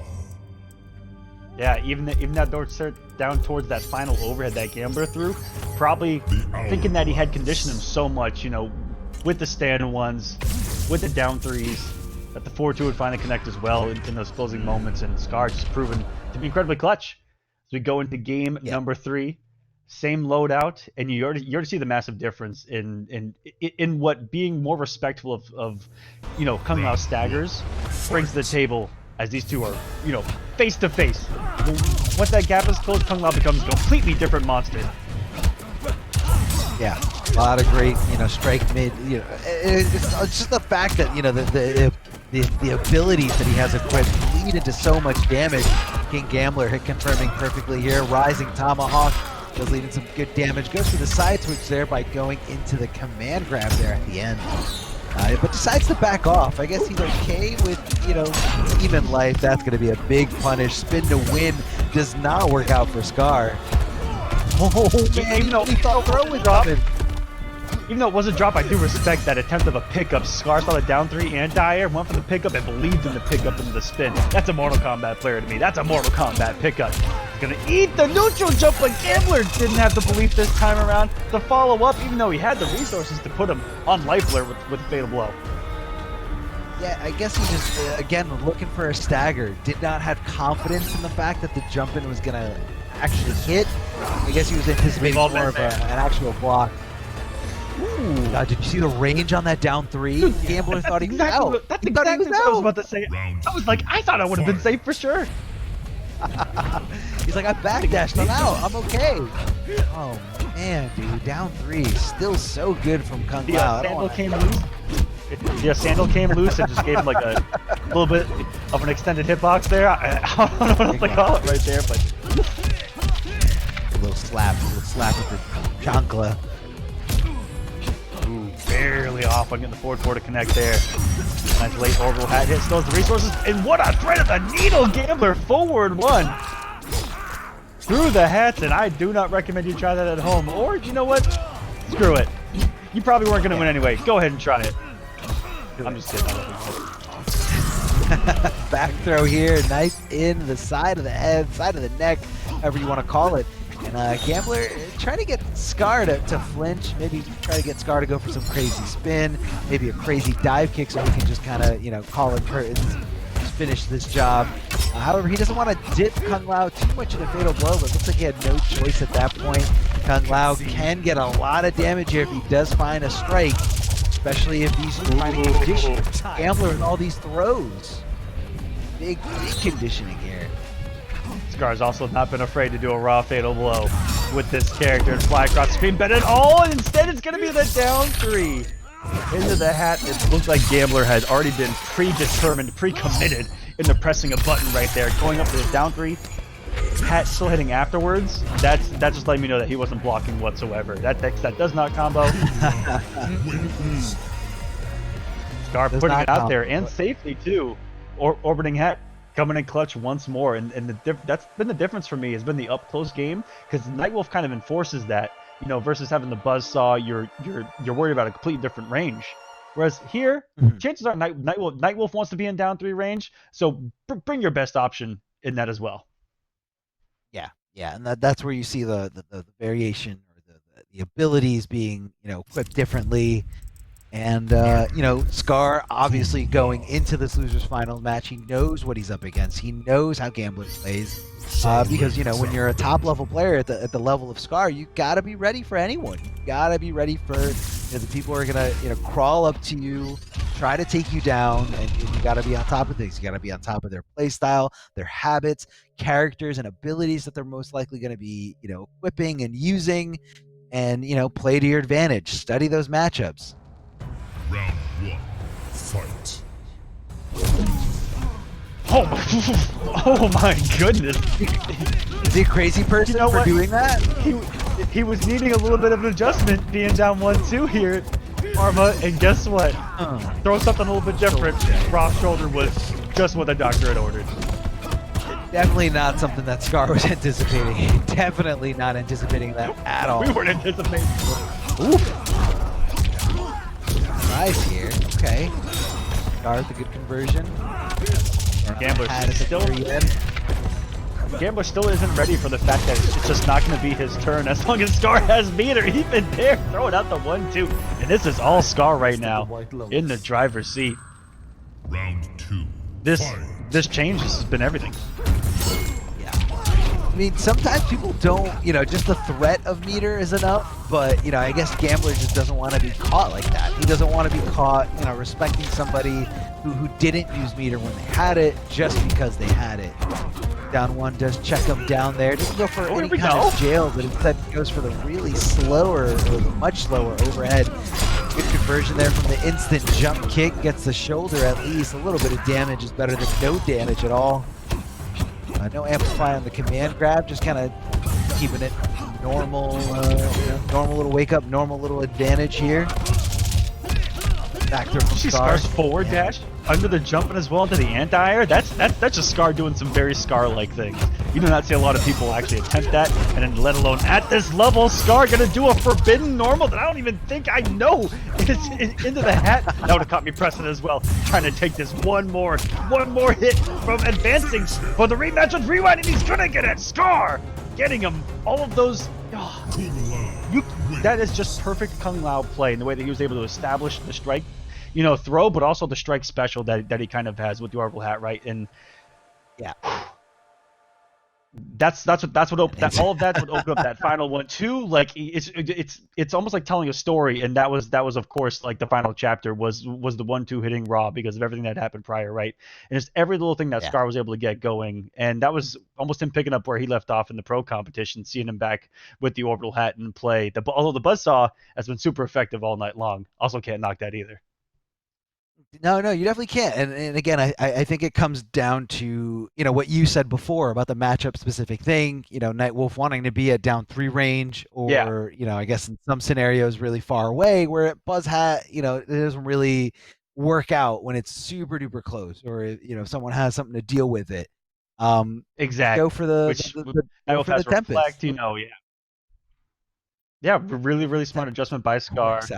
And in a battle of the Texans, I didn't even bring that up, but really big victory for Scar right there, and Gambler having won one hell of a tournament so far. But it is going to set up Scar versus Rewind. It's a rematch of the first match that we saw here on stream, and it was pretty tight. It was a matchup that we kind of weren't expecting from Rewind going with the Cetrion pick, and it ended up being the 3 straight. After the first game, Rewind kind of got comfortable and then ran away with it 3 straight.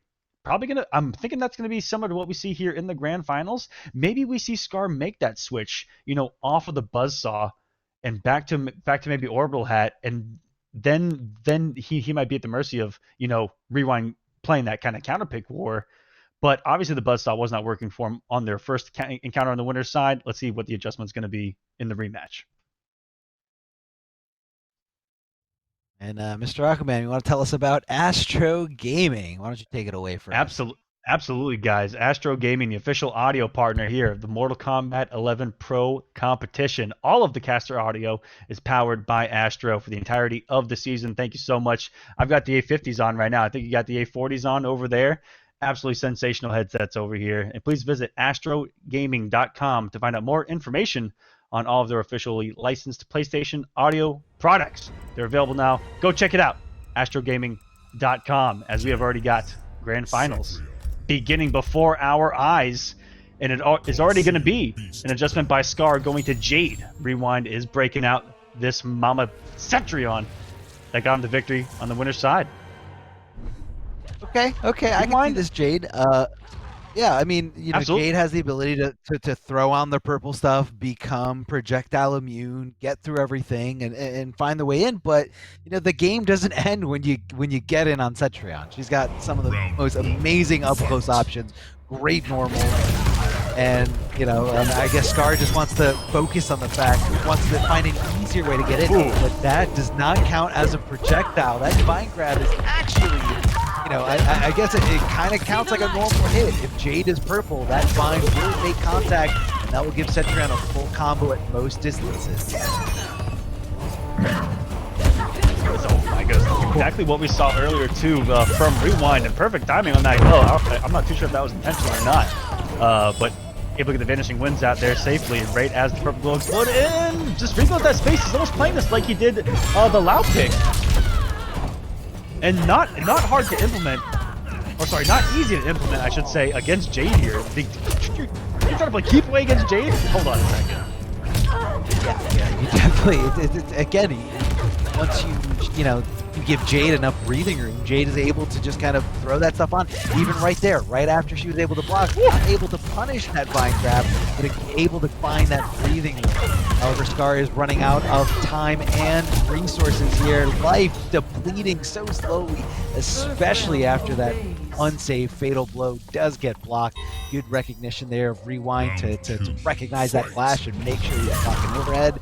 And you know, even bigger props to him for making sure it gets punished, because a lot of people let you know, fatal blows like that go unpunished all the time. But you know, these are top tier, really good players here. Oh, what? Oh, what a waste of meter. What a heartbreaker there. So far. I think that it was the pushback. He just pushed Jade so far away, even out of the range for the up three. Wait a minute, I thought I front end short up. And really good recognition by Rewind to see the glow and not commit beyond anything. You know, 1-1 in the wall would have gotten destroyed, 1-1 and would have gotten destroyed, simply because the glow was up. Really good recognition, and then going for the stagger game instead. Still, it's gonna be tough to hold crawl out of here. Okay, puts himself in fatal blow position. We can do it if you would have hold it on. If only you would have played right there. If only.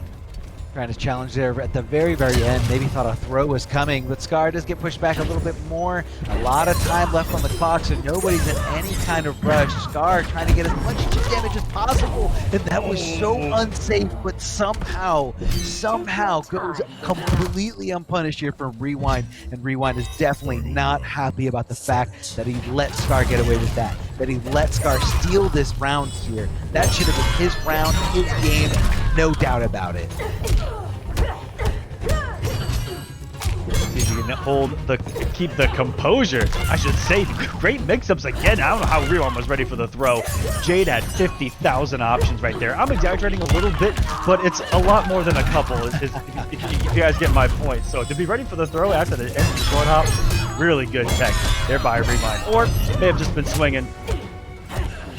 I'm surprised that actually didn't get whiff punish there. Jade able to recover before Cetrion, able to hit down one and just stop anything she was looking to do here.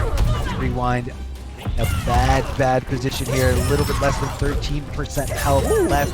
So Scar does connect anything here. Should be curtains for him. Throw escape, knew exactly which way he was throwing him. Oh my goodness! Wall. What the audacity behind putting up so many walls and then to finally call out Scar's button at the exact time he did, and now it's going to put us in a pickle situation? This is insanity. Glow is up.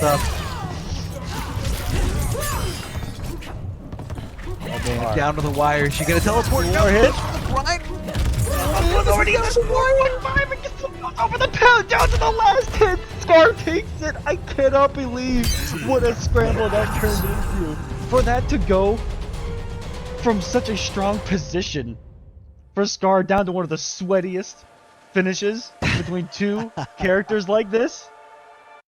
Between two characters like this. It came down to the mind game around, you know, Jade throwing down that purple immunity there, where, you know, Was she going to do it as soon as she got the breathing room? You know, if she were to do it, you know, you go for the moves that aren't immune to it.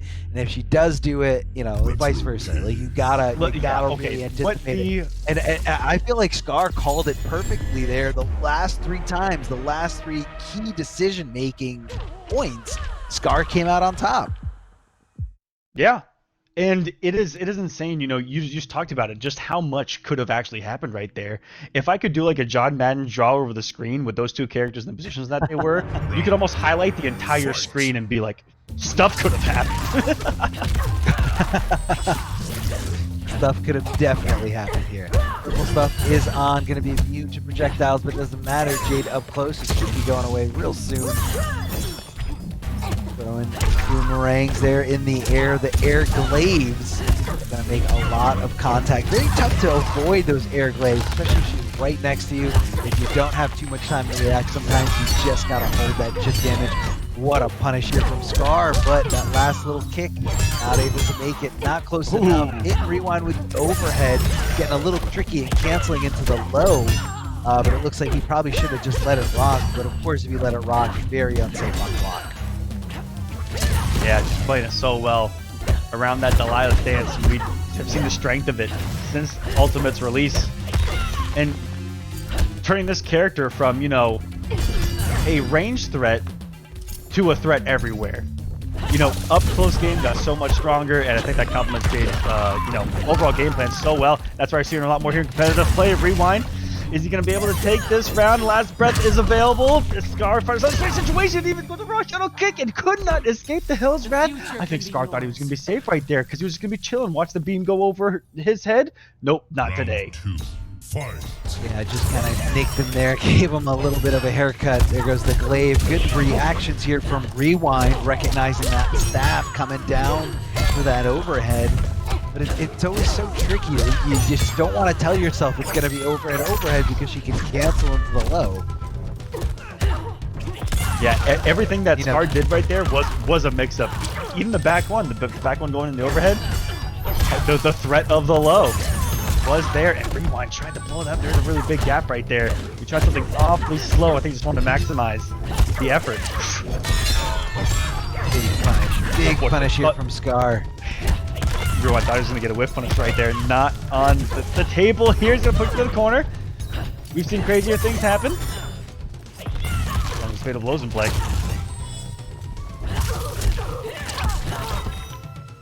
And here we go, down on the floor. We think raw fatal blow is going to come at any time. Never has to take a risk. Not with the wins available. Step back down. Even the Octopus going to shut down the food like a fatal blow. Still needs another hit. 1 health remaining. It's going to be a quick mix-up. What a clutch block by Rewind, and he gets the reversal wall. Are you kidding me, Rewind? Clutch factor over 9,000. We have seen an ascension of a young man before our eyes. That was insanity. Oh yeah, and pushed back right into that. And I love the fact that Rewind knew that this is, you know, and that's kind of like the distance that you want to summon that wall. Like, as soon as you get pushed back there, Jade going for the low hit, amplifying it to, you know, for the pushback, making it, you know, safe. Why not throw up the wall? Yeah, the wall's got some recovery, but in that scenario, when it came down to a scramble, I think Rewind just kind of called out that Scar was not going to get passive, that Scar was going to get rather aggressive to try to, you know, end it right here, right now. And it was the right call here from Rewind. Yeah, and what a clutch block. Oh, you know, yeah. Blocking the low. Yeah, after the extended string, it's such a quick overhead that's coming, and so that situation, I don't know if that one is fuzzyable. I know that most of them are, but even then, especially here in online, you know, you never know. But that one I feel like is one of the scarier ones to try to block because that overhead's coming quick. That was super clutch, just even put himself in a back to a neutral situation to close it out. A lot of factors that could really mess you up, not just online, but also the pressure. I mean, the points are on the line. You know, you're trying to qualify, you're trying to, you know, solidify a spot. We've seen it go down to the wire, and especially in a region with so many talented players. North America, very, very stacked, whether it's West Coast or East Coast, super stacked all around. down 4 into the rising wall, leaving her in a standing position. I guess Scar was so sure Rewind was not going to jump out of that position, but you know, that's how it's gonna be. It's Mortal Kombat 11. That's how it's gonna be. Oh, that's right. It goes through it. It goes completely. That's through a it. huge Kind of a discount. Oversight. That was right. the first Rewind. one. Yeah, I mean, I guess there hasn't been too many scenarios where like purple stuff is on and Cetrion gets to be, you know, aggressive up close. Oh, good block there. Did not flinch. Purple stuff is on and Scar putting an end to it there. I think maybe a teleport attempt was, you know, on the table there. Scar calling out this purple stuff very, very well here. Not getting hit by, he hasn't got hit by vines in a very long time. And I feel like it's been kind of frustrating Rewind to the point where Rewind is like, all right, fine, I gotta just let you get in, and I'm gonna use my normals, my short range buttons to try to put an end to you. Absolutely. And one thing Rewind's done really well, you know, like you talked about, him going into the wins and getting punished for it, was so unlike him because he hadn't done it prior, to the point where he was even timing projectiles almost perfectly on when the glow was ending earlier in those rounds. It looks a little less precise this time around. Rewind might be finally starting to feel this pressure, but let me tell you, this play throughout this bracket, it looked like he hasn't had a single bit of pressure on his shoulders. So I don't know where that boulder was going. That thing was going. that thing was going to the world of hard reads that never made it. Never ever made it. Never had a chance to live. And right there at Rewind, cleaning it up, no problem. You don't even have to hit confirm, man. You just do that win. You just do the win and it's fine. Just do the win. Just do it. It's literally. And you know, she's got some good buttons. Maybe not the fastest buttons in the world. Maybe she's got some recovery on some of them. But, you know, put your hands on your opponent, go right into the win. They get hit, awesome. They don't, still okay. Oh, the wall going nowhere right there. Yeah, but okay. Like even Scar at that point was scared of the wall. He didn't go in. You know, maybe he thought a normal was coming, like a down 4 or a down 1. Connects the overhead, goes right into the Delia's dance. Unfortunately, it doesn't go for the unsafe launcher, but you just never ever know. Whoa, whiffs that third kick. That could have been really, really bad had Rewind done, you know, something a little bit faster there, maybe not a roll. Throws up the purple stuff, Rewind in a world of hurt here, down to almost nothing. What is he gonna do? Scar trying to stay away, looking for that fine grab, and that's gonna be the green light, the opening for him to turn on the purple stuff. But he's not getting overzealous. He's not overcommitting here. He's waiting for the opportunity. Throws it. He's got nothing. He does not have access to last breath. This is very, very tough scary situation.